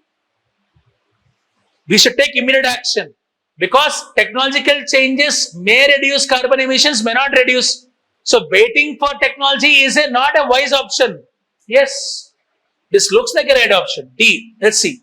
Since future technological change is uncertain, new industry should be based on renewable energy resources. This is a very tempting option. But have I mentioned about renewable energy resources anywhere? Is the passage mentioning about renewable energy resources? Here he is not asking about solution like the other questions. He is asking what is conveyed by the passage. Is passage giving us a solution? It is saying that we need to be careful. We need to act. He is only saying we need to act, but what we should do to act is not being conveyed by the author. So it is not a solution oriented passage. And renewable energies is not mentioned anywhere in the passage. This looks like a UPSC trap, but this is outside the scope. Only C is the right answer.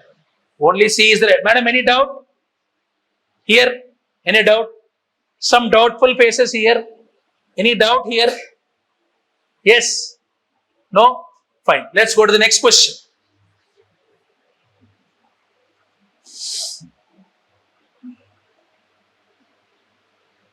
Okay, right. This is again a very interesting passage actually.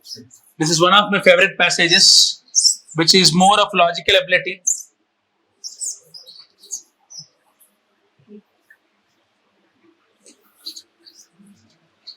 Now, are you getting some confidence that you can answer questions in RC? How to eliminate options? Are you getting the confidence? See, I'll tell you one thing. Don't expect 100% results immediately. I am assuring you at least 80 to 90% questions you can solve. There will be some confusion. Okay. At the end of the day, we are human beings.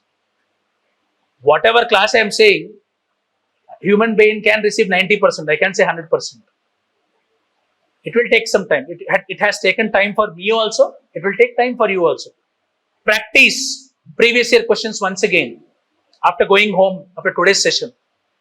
Okay. I have picked some good questions so that you will understand what is happening.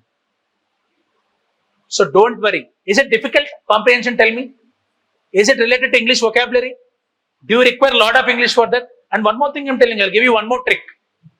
Someone who is well conversed in Hindi also, if someone is not able to get the meaning in English, can read the Hindi extract also. You will understand. Basic Hindi is enough. You don't require Shuddh Hindi like Three Idiots movie. Mootra Visarjan, wo sab nahi chahiye. It is simple Hindi only. Simple. Some English terms may be there which you may not understand. Vocabulary. We are not Cambridge or Oxford University students. So we can read Hindi extract also. That is also another trick. Suppose in group examinations you will give in your mother tongue. It may be Telugu, it may be Tamil, it may be Kannadiga. Kannada only. Kannadiga is the name of the people, and Marathi. Local language also plays an important role. Here Hindi is like your local language here in UPSC examination. Okay?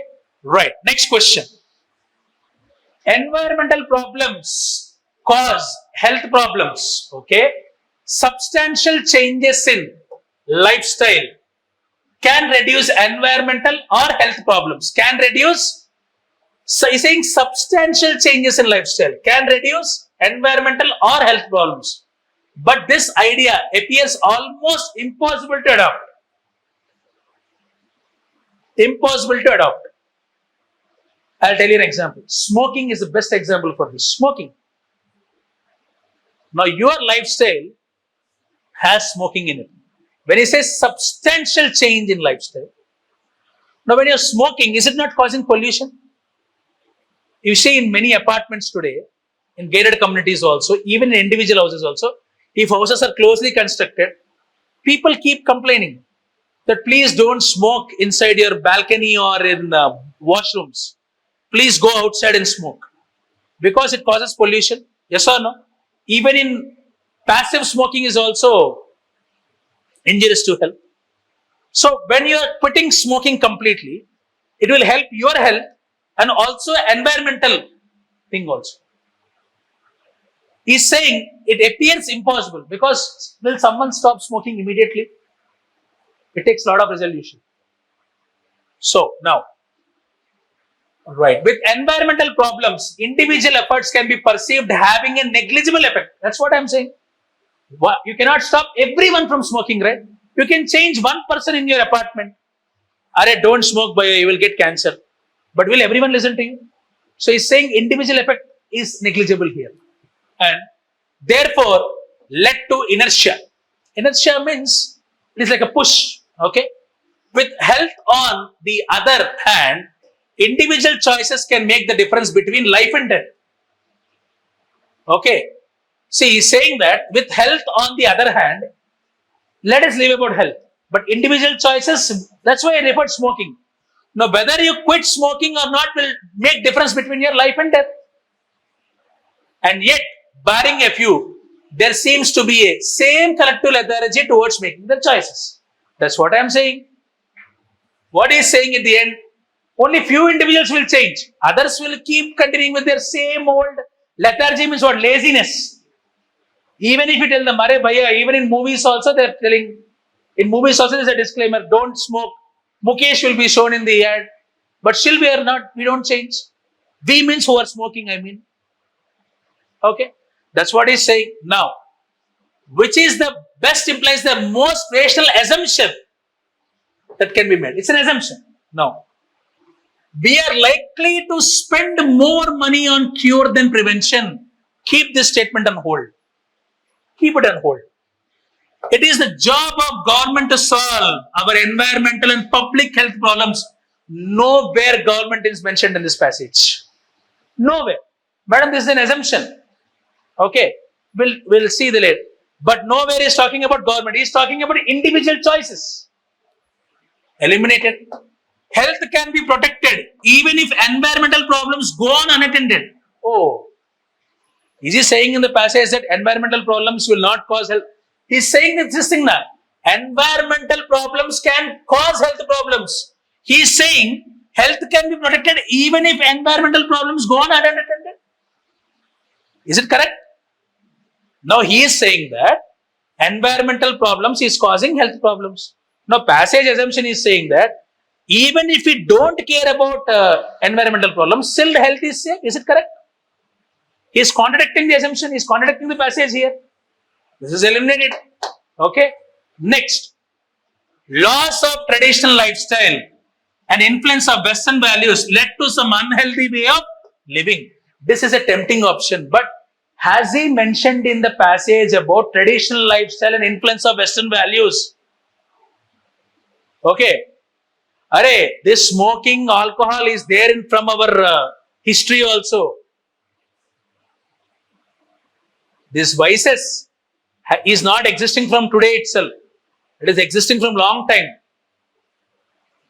So, this looks like he's saying substantial changes in lifestyle. So, when he is talking about lifestyle, you may be pulled to this option. Loss of traditional lifestyle and influence of Western values. Is he talking about that?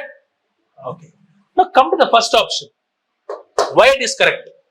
We are likely to spend more money on cure than prevention. Now, read the last statement. Yet, barring a few, there seems to be the same collective lethargy towards making their choices. Very simple, sir. Let's take alcohol.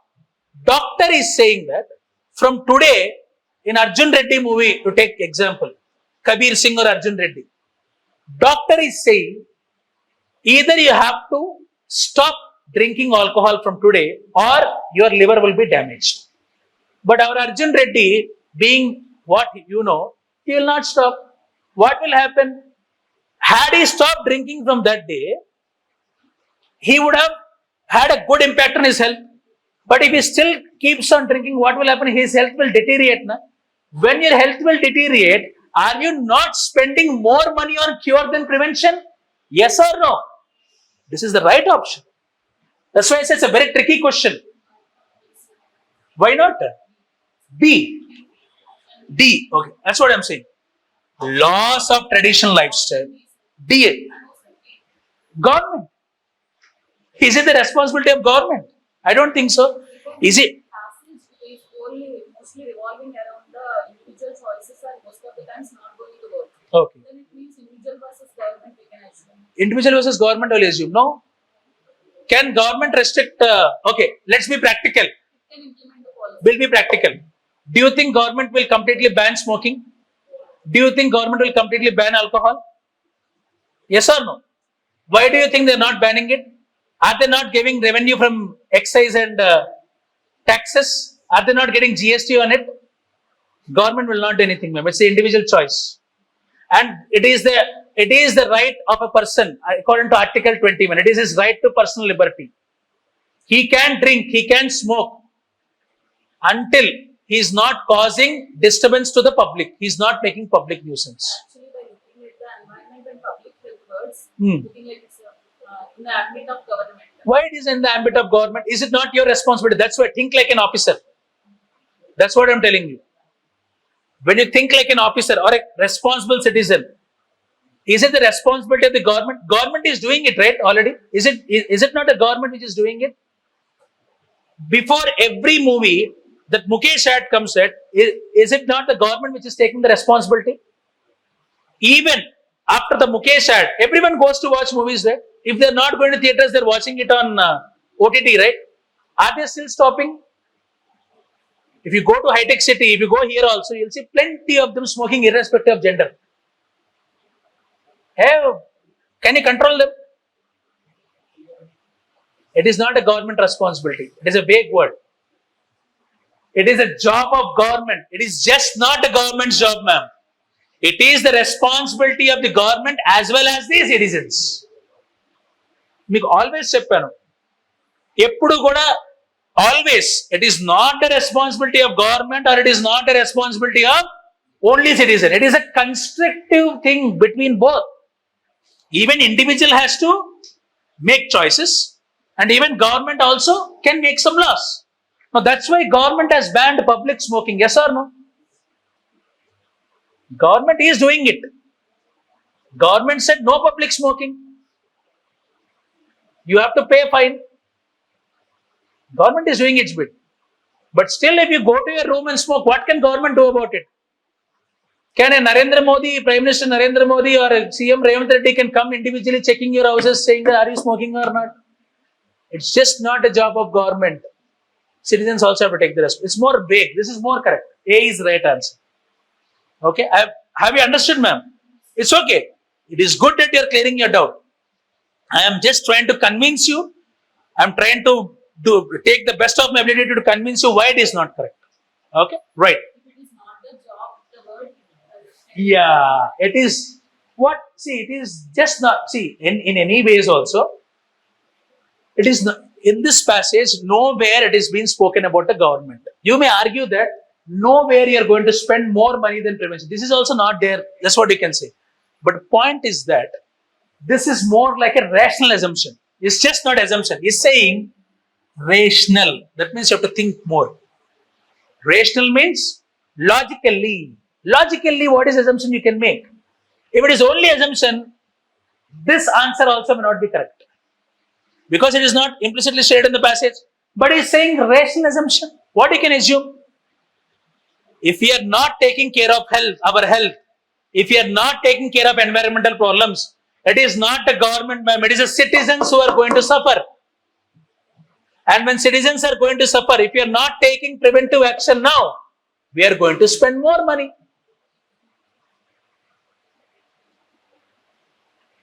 If you take vaccine for COVID, it is more likely that you will not get COVID. But if you have not taken vaccination, and someday if you get COVID, you will spend lakhs of money. It's as simple as that.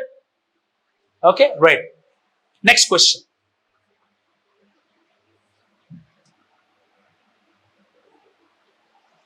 Right, this is another interesting question.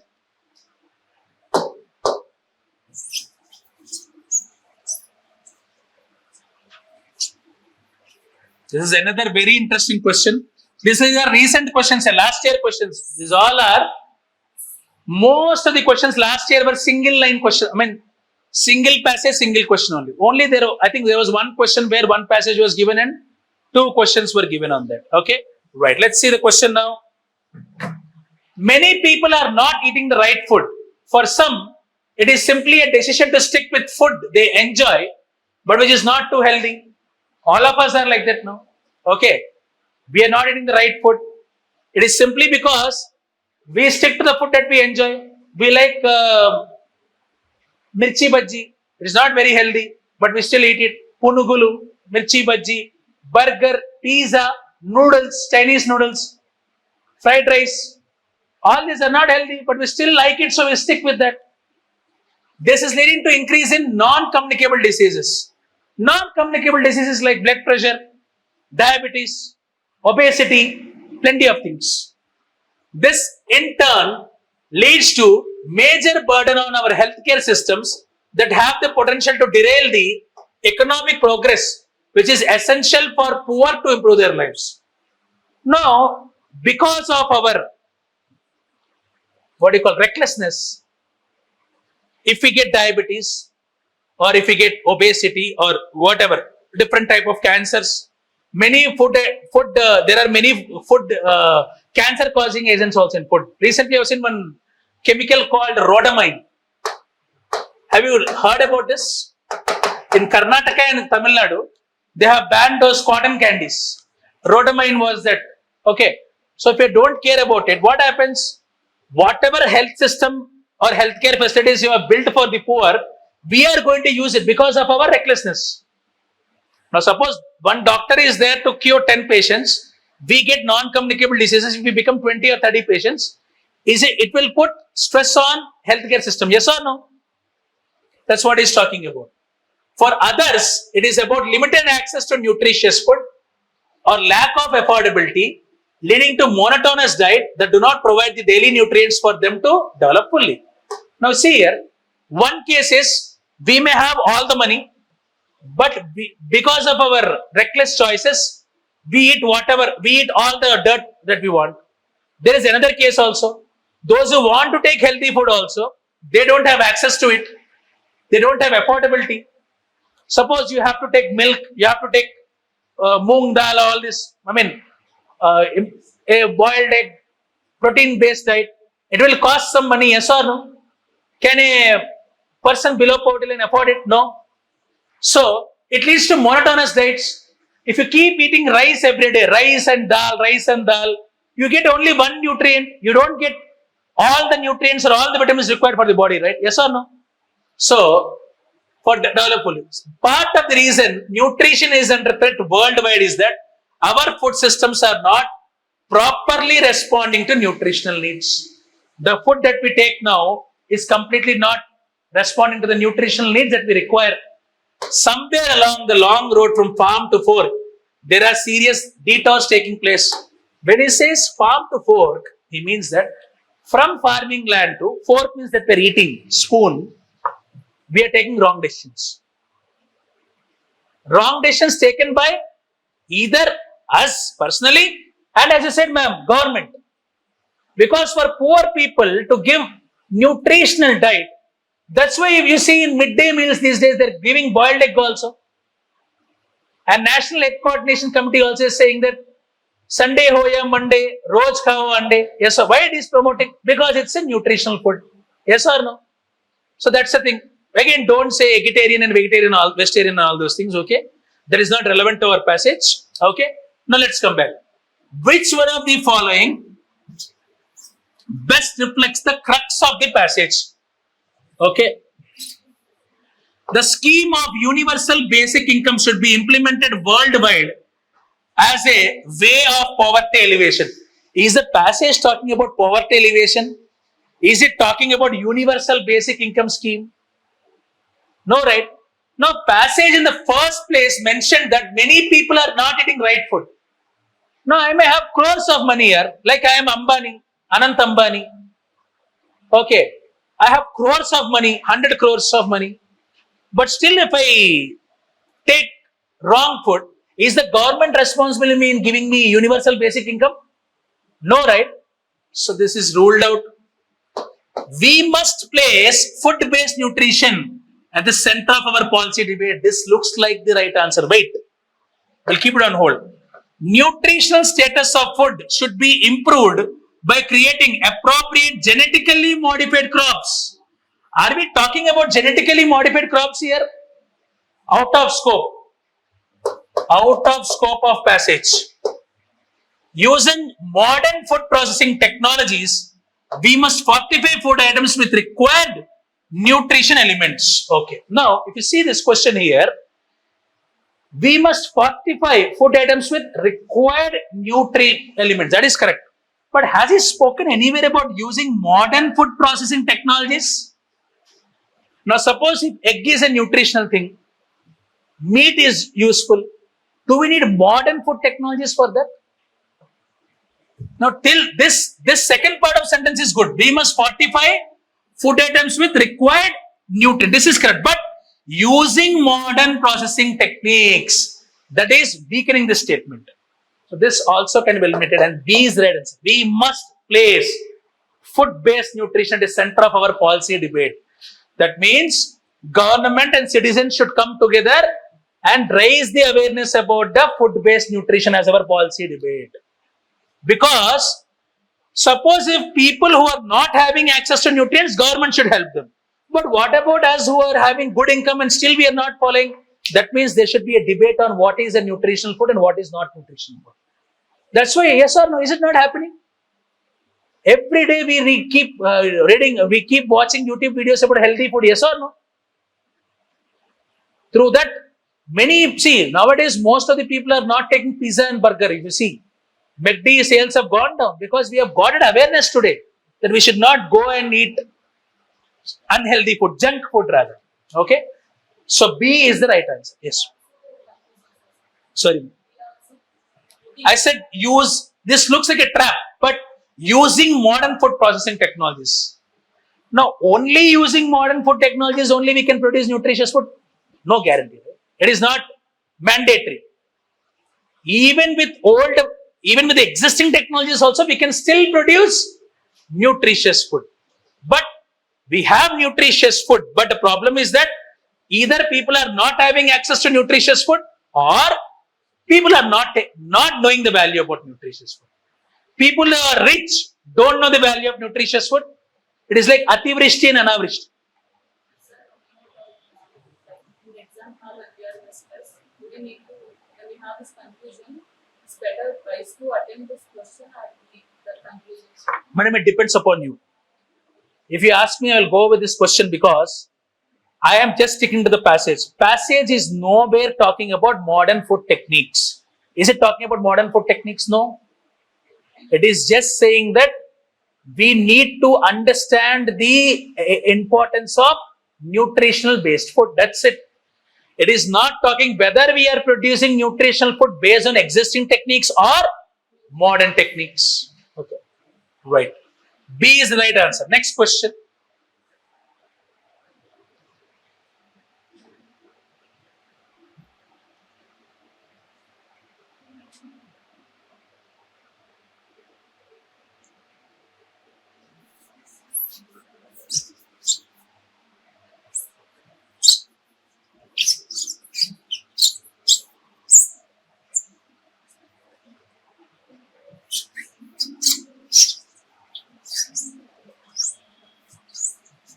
Okay, right. To tackle the problem of pollution in cities, policy makers think that drastic actions like temporary use of odd even number scheme for vehicles, closing schools, factories, construction activities, and banning the use of certain type of vehicles are a way forward. Even then the air is not clean. Vehicles more than 15 years old comprise 1% of total, and taking them off the road will not make any difference. Banning certain fuel and car types arbitrarily is not proper. Diesel engines produce more PM 2.5 and less CO2 than petrol or CNG engines. On the other hand, both diesel and CNG engines produce more nitrogen oxides than petrol engines. No one has measured the amount of nitrogen oxides that CNG engines are emitting. Arbitrary bans on vehicles that have passed mandated fitness tests and periodic pollution tests are unfair. What is needed is the scientific and reliable information about the source of pollutants on a continuing basis and the technologies that will work to reduce pollution for them. This passage is a satire on Delhi government. I'll tell you very frankly. In Delhi, Kejriwal has implemented odd even policy. What is it? Closing schools, construction activities, banning on use of certain type of vehicles. In Delhi, if a diesel car is more than 10 years old, it is banned. Now, what this passage is saying that don't take hasty steps, don't take knee-jerk reactions. Take decisions based on what? scientific and reliable information about the source of pollutants on a continuing basis and technologies that will reduce pollution from them. It is not about whether we are using a diesel car or petrol car or CNG car. Every car will cause pollution. That's what he's saying. This is what we have to understand. That's it. Nothing more than that. Let's see the question now.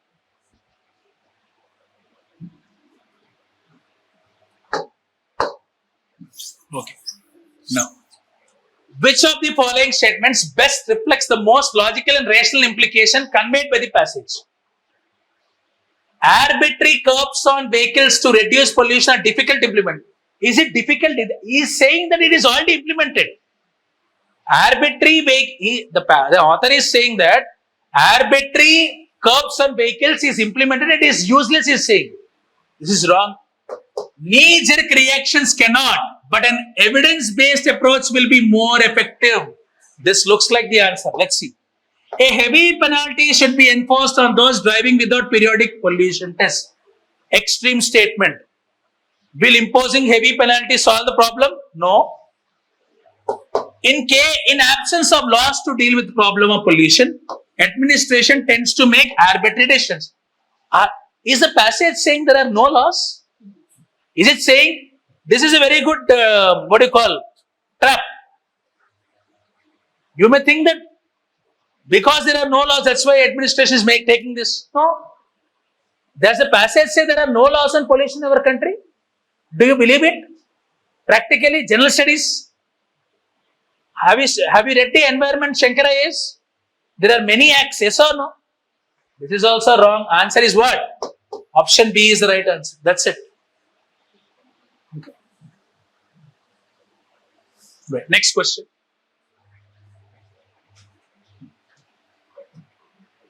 Okay, this is another easy question only and a very important question also.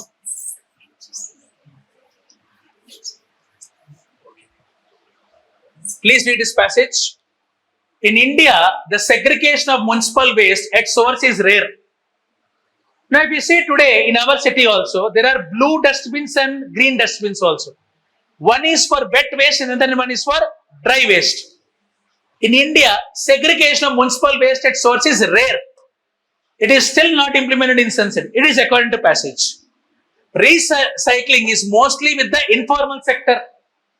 Informal means it is neither with the government sector nor with the private. We don't know which sector it is handling.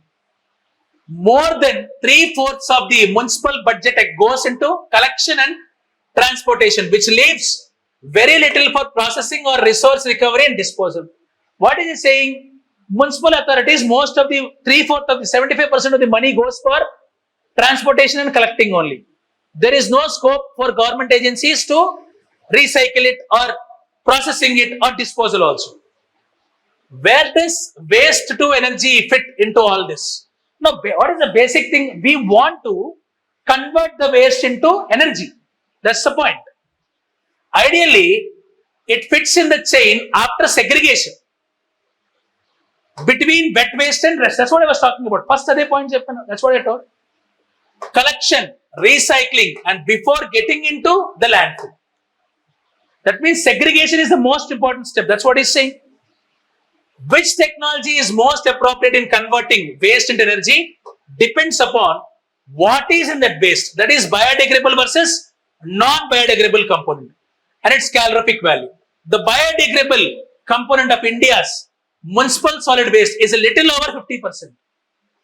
And biomethane offers a major solution for processing this.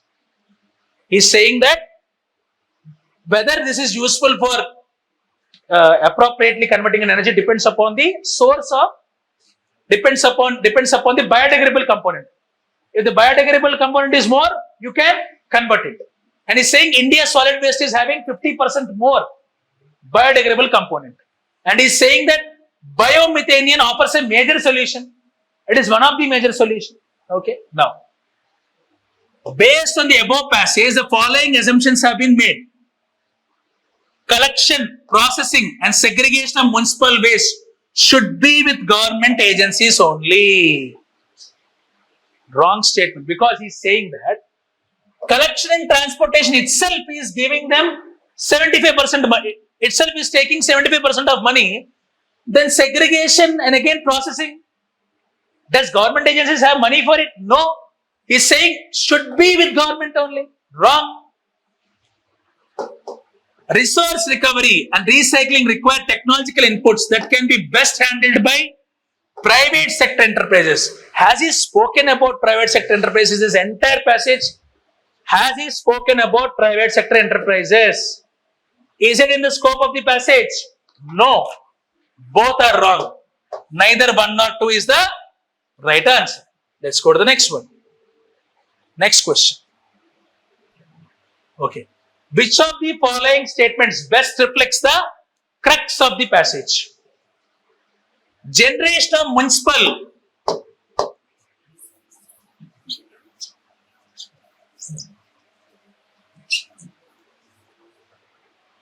generation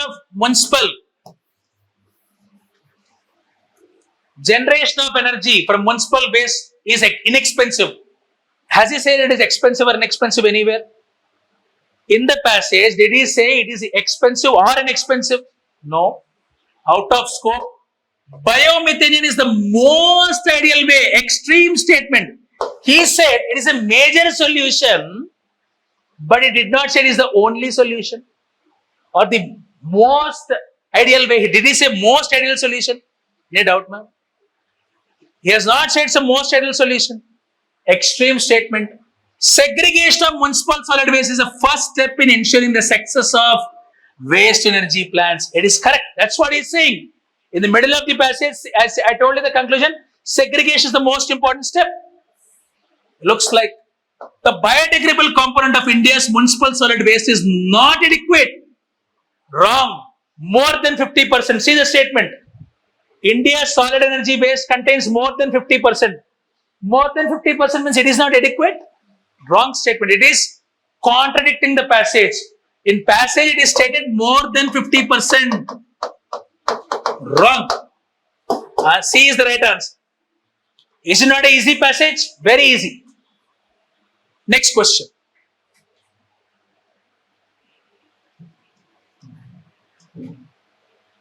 Okay, another interesting passage.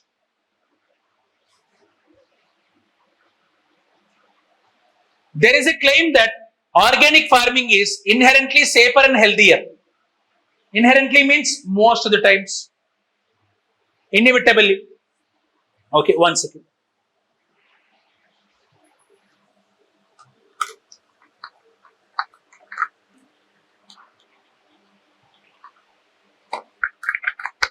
We're left with some 5 to 6 questions, okay?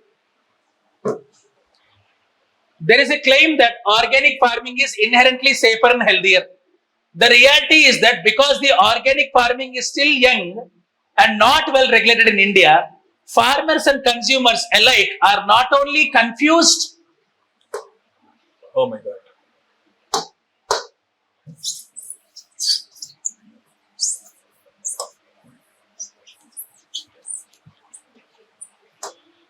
Are not only confused about what products are best for them, but sometimes use products in a way that could harm them as well. Now, what is he saying? That we have a conception that organic farming products are the best, inherently the best. But what he is saying, in organic farming is still very young. We don't know the merits and demerits of it. We don't know the good effects and we don't know the bad effects. If we don't have if the farmers and consumers are not having what is good and what is bad about organic farming, we could harm ourselves as well. Okay. For example, since organic fertilizers are difficult to obtain on a large scale in India, farmers often use farmyard manure, which may contain toxic chemicals and heavy metals. Certain plant sprays such as datura flower and leaf spray have an element called atropine. If it is not applied in the right dose, it can act on the nervous system of the consumer. He is explaining what are the harmful effects. That's it. No need to remember datura and all those things. Unfortunately, how much and when to use are not well researched or regulated. Very simple, sir. What is the crux of the passage? He's saying that it is perceived that organic farming is the best, but we don't know the merits and demerits of it. Who? Farmers and consumers also. So, we should understand the harmful effects of it also. He has given the example. So, we should know when to use and what to use. We should be trained enough. Who? Farmers and to some extent consumers also. That's what he's saying. Based on the above passage, the following assumptions have been made. Organic farming is inherently unsafe for both farmers and consumers. Inherently means what? Inevitably. No. He said it is safe as well as unsafe. It's an extreme statement. Wrong. He never said it is completely unsafe. No. He is saying if we know how to use it and when to use it, it is safe only. Farmers and consumers need to be educated about eco-friendly food. Sir, this is a subject of discussion. Wait for the UPSC key. UPSC original key has not come yet. It will come. Now, I will argue eco-friendly food is not mentioned in the passage. Okay. And some institutes are declaring that eco-friendly food is mentioned. But means eco-friendly means environmental friendly food.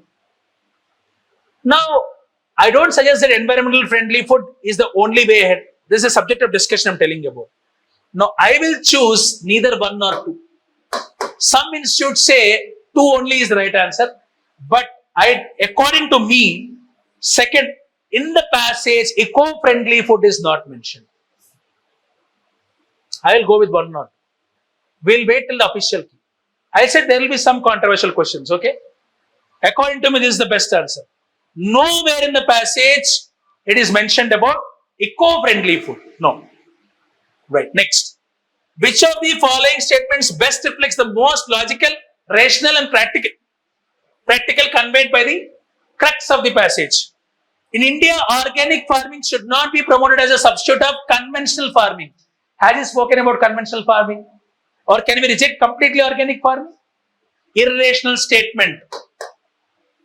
There are no safe organic alternatives to chemical fertilizers. Is the passage even talking about it? No. In India, farmers need to be guided and helped to make their organic farming. It looks like. We'll keep on hold. The aim of organic farming should be not to generate huge profits, as there is still no global market for it. Is it talking about profit or global market here? He is only talking whether it is safe or unsafe. Eliminate. Option C is the right answer. Easy passage, yes or no? Is it difficult? Of course, whether it is this eco-friendly food, some institutes are taking it as a correct answer. I'm not too sure about it. Let me be very frank. Let's wait for the UPSC. That's why I said you cannot get 25 or 25 in this. There will be one or two questions. Sometimes even you may not be convinced with the UPSC also. One question here and there. But ultimately UPSC is your boss. You have to say yes, boss. Okay, I'm not convinced with eco-friendly food. That's why I said both are wrong. And till now, I don't see official Q of UPSC also. It will come in the due course of time. We'll wait. Okay, right. Next question. Right. Next is 30. This is another important passage. Very important one.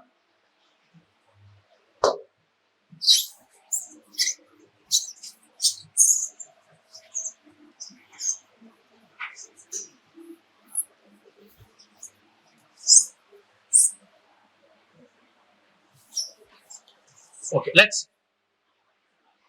Food consumption patterns have changed substantially in India over the past 2 decades. This has resulted in disappearance of many nutritious. If you see, all the passages are very similar. This is 2023 paper. Such as millets. Someone was talking about millets. I think you were only talking about it. Okay, right. While food grain production has increased over 5 times since independence, it has not sufficiently addressed the issue of malnutrition. Even though production of food grains has increased 5 times, but still it has not addressed the issue of malnutrition. For long, the agricultural sector focused on increasing food production, particularly staples. We have only focused on what is just required, like rice and wheat, staple food, which led to lower production and consumption of indigenous traditional crops. It's not crops, it's crops. Crops, grains, fruits and other vegetables. That means we have forgotten about traditional neutral food. Okay. Impacting food and nutrition security in the process. Yes. Further, intensive monoculture agricultural practices can perpetuate the food and nutrition security problem by degrading the quality of land, water, and food derived through them. What the passage is saying is that since independence, though our food grain production has increased, we have only focused on staple diet only. We are not focusing on nutrition-based agriculture like millets, fruits, vegetables, and traditional staple diets. Okay, and he's also saying that if we keep on promoting the same culture, it will impact our food and nutrition security. And he says monoculture agricultural practice. That means same agricultural practices will lead to food and nutrition security problem.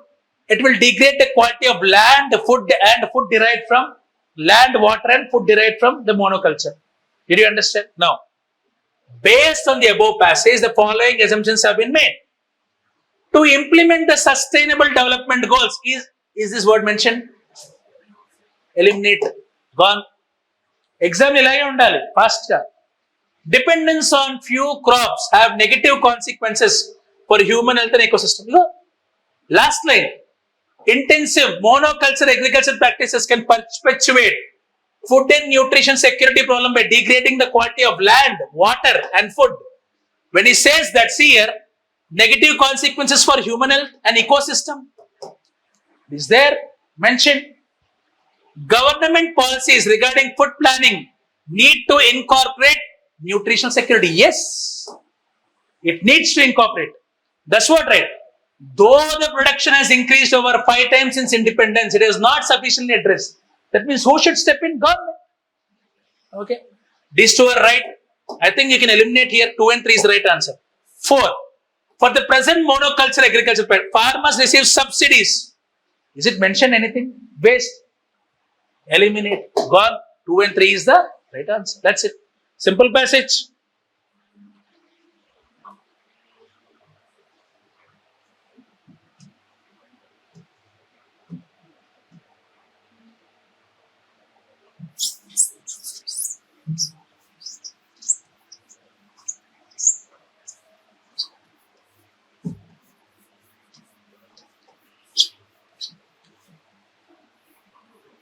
Okay.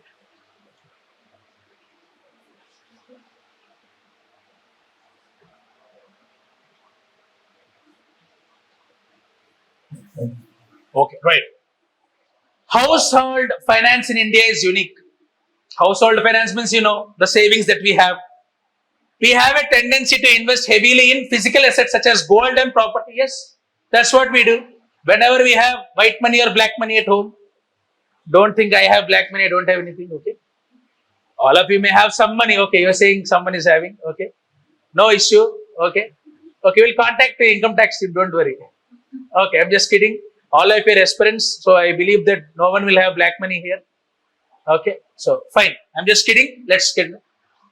We have tendency to invest either in gold or plots. You get plenty of calls during this real estate, right? Invest in Nagar, invest in Gachibowli. What Gachibowli? Of course, we cannot invest now. It is very costly. Okay, right. Steps to encourage financialization of savings are critical. We need to. What is meant by financialization of savings? That means we have to use our savings and we need to invest our savings so that it gives some returns. Simply money lying in the bank will not give you any finance. So we need to invest. A populace accustomed to traditional processes will not simply jump into financialization. So what he is saying, simply investing in gold and in real estate property will not give you financialization. Hurdles to change include onerous bureaucracy. Onerous means rigid bureaucracy, and a skepticism of organized financial institutions, lack of basic information about which of the myriad services and providers is best for each family, and how even if one can make the transition between if necessary. Now, what he is saying is that even if we want to change our financial practices, because of rigid bureaucracy, and whatever financial institutions we have, they have skepticism. They will say, be Be traditional only. Don't change now. It is risky to invest in share markets. It is risky to invest in. So what they are saying, now we need to have good services which provides what is best for each family. And how can one make transition if necessary? Whether the transition is necessary, whether to give the right solution to each family. See, each family will have different requirements for finance. For some, gold investment may be important. Someone may invest in shares, someone may invest in mutual funds. It depends upon from family to family. Now come to this question. Regarding the financialization of household savings, which are the following statements best reflect the solutions that are implied by passage? Now, one thing, this passage is talking about whom? Customers. Yes or no? People. Yes or no? Right. A flexible environment is needed to develop solutions. Yes, of course. True. Households need customized, this is what he's talking, customized solutions. True. Innovations in financial technologies are required. Wrong. Has anywhere it has been spoken about financial technology? No. He's only talking about customer. Nowhere is talking about technology. He is talking about traditional mindset to be eliminated from people, not from financial technology. So answer is 1 and 2 only, sir. Right. Next question.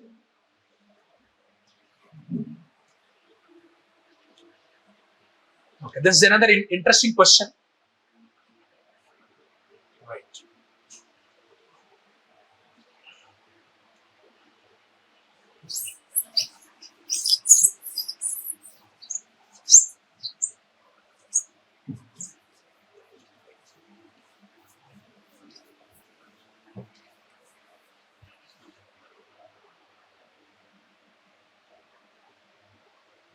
Okay, we are left with 3 questions. So, pharmaceutical patents grant protection to the patentee for the duration of the patent term. The patentees enjoy the liberty to determine the price of medicines. Sorry. Okay. The patentees enjoy the liberty to determine the price of medicines, which is time limited to the period of monopoly, but could be unaffordable to public. What he's saying is that whenever, for example, COVID vaccine, whenever a patent is given to COVID vaccine, till during the clinical trials and till that time there is a monopoly over price fixing. Now, because of this monopoly of price fixing with pharmaceutical companies, it may put unnecessary burden or more huge burden on public who wants to have that. Recently, one movie is there, Saindav. Have you seen Saindav movie? He says that one vaccine to save the child is costing 17 crores, which is very unaffordable. Now, what does the villain argue? That Nawazuddin Siddiqui says it's my product, it is my patent, so I will fix whatever price I want. I would fix who can receive this medicine, not everyone. Okay, right. But okay, such patent protection offered to patentees is believed to benefit the public over longer term through innovations and research and development. What is he saying? Though it is initially difficult for public to manage, but on the long run it will be beneficial to public because they will do the right kind of innovation and the trials. You can see that there are many effects of COVID vaccines also, side effects, heart attacks and all, because it was not clinically tested. Because of the situation of the world, we had to put the COVID vaccines. Okay, right. Although it comes at a cost, in the nature of higher prices for patented medicine, the patent provide the patentee with a legitimate mechanism to get returns on the costs incurred in innovation research. The passage is simply stating only one thing, sir. He is saying that patentee should have the right to fix the prices during the patentee time, during the research time. Because whatever research and innovations he is doing, he should get the return for that. In the process, public will be suffering. But it will benefit the public in the long run. That's what he is saying. Now come to the options. Patent protection given to patentees puts a huge burden on public's purchasing power in accessing patent medicines. Yes, correct. That's what he's saying. Dependence on other countries for pharmaceutical products is a huge burden for developing and poor countries. Is it talking about developed countries and poor countries? Out of context, outside a scope. Providing medicines to public at affordable prices is a key goal during the public health policy design in many countries. Is he speaking about that? Public health policy? No. Government need to find appropriate balance between rights of patentees and the requirements of patients. Yes, balance is required. So answer is what? 1 and 4. Very simple question. See, passage looks very big, but answer is very simple. He is not talking about public health policy. As I spoken about that, outside the scope of passage. He is not talking about developing and poor countries. Outside the scope. Eliminate. 2 and 3 are eliminated. 1 and 4 is the right answer. Okay? Right. Next question. Okay. Next question here. We'll come to the last part now.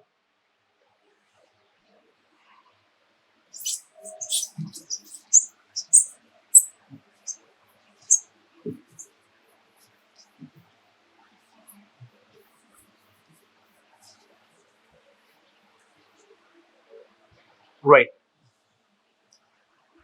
While awareness on use, misuse, and abuse of antibiotics is a common knowledge, as is the impact of dosing poultry with antibiotics.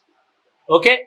Now, already we know the awareness on use and misuse and abuse of antibiotics as well as impact of dosing poultry with antibiotics. We have seen in yesterday's passage. The environmental impact of antibiotic manufacturing companies not treating their waste has scarcely been discussed at any length or seriousness thus far. Now, when you're producing antibiotics, whatever waste is produced by them, their treatment is not mentioned. It is not at all seriously discussed. Pollution from antibiotics factories is fueling the rise of drug-resistant infections. It is causing what? Drug-resistant infections. The occurrence of drug-resistant bacteria surrounding the pharma manufacturing company plants is well known. Now, what is it causing? It is causing drug-resistant infections because the antibiotic-based effluent is not properly treated. Okay, come to the passage. Which one of the following statement best reflects the logical and practical message? It is necessary to put proper effluent treatment protocols in place. This is what he is talking about. Proper effluent treatment should take place. Let's keep on hold. It is necessary to promote environmental awareness among people. Is it talking about environmental awareness? Is talking about antibiotics and their treatment, their effluent treatment. This is not correct. This is a vague statement. Spread of drug-resistant bacteria cannot be done away with. Oh, we cannot treat this disease? He's saying that drug-resistant bacteria cannot be done away. Is it correct? Extreme statement. As it is inherent in modern medical care. Is it inherent? Is drug-resistant bacteria inherent in modern care? As he mentioned in the passage? No. Pharma manufacturing companies should be set up in remote rural areas away from crowded towns and cities. Acha, only people who live in cities have life. Rural people can be sacrificed. Bali ke bakra bana denge. Is it correct? It should. He is not talking about factory location. He is talking about the treatment of the effluents. This is also wrong. Answer is A. It is necessary to put proper effluent treat protocols in place. Okay, right. Last question.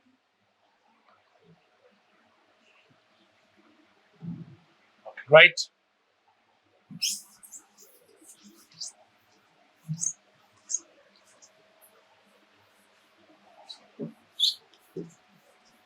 Okay, right.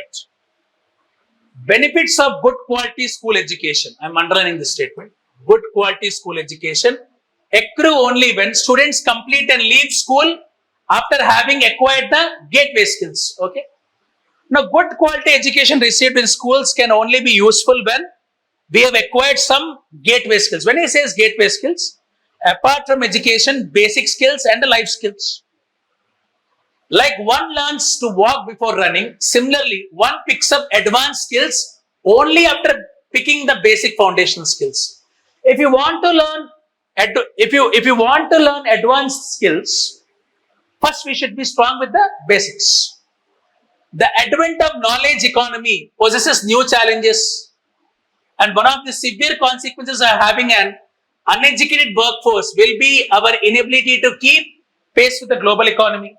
If we have an uneducated workforce, we cannot keep up with the global economy. Without a strong learning foundation at the primary level, there can be no improvement in higher education or skill development.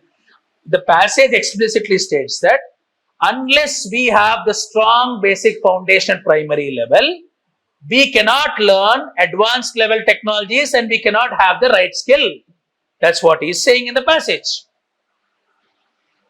Which of the following statements best reflects the crux? To become a global power, India needs to invest in university quality education. Universal. Let's keep it on hold. India is unable to become a global power because it is not focusing or promoting knowledge economy. Here, he is only saying that knowledge economy is yet to begin. Advent. He's saying what? Advent. It is yet to begin. He in the passage is not talking about knowledge economy. He is talking about basic education primary level. This is eliminated. Our education system should focus more on imparting skills during higher education. Wrong. He is talking about primary education only. This is eliminated. Parents of many school children are illiterate and are unaware of benefits of quality education. He is not even talking about parents of school children. Is he talking about parents of school children? Is he talking about the literacy? No. Out of scope. This is wrong statement. This is outside scope. This is also outside scope. And this is contrary to the passage. Answer is what? To become a global power, India needs to invest in universal quality education. That's the right answer. We need to invest in what? From the very beginning, in the primary level itself, we need to invest in university quality education. See, I'll tell you one small trick. In UPSC, as I said, arriving at the right answer is not important. Eliminating wrong options is important. That's what you've understood today. So I'm just concluding this one way. Always remember one thing in UPSC, whatever it is, eliminating the wrong options is important. And that's where I have arrived at the right answer. Many a times you are not clear about the right answer, but we have arrived at the right answer by eliminating the wrong options. So that's it, students. So thank you for listening me very patiently here and in Zoom session also.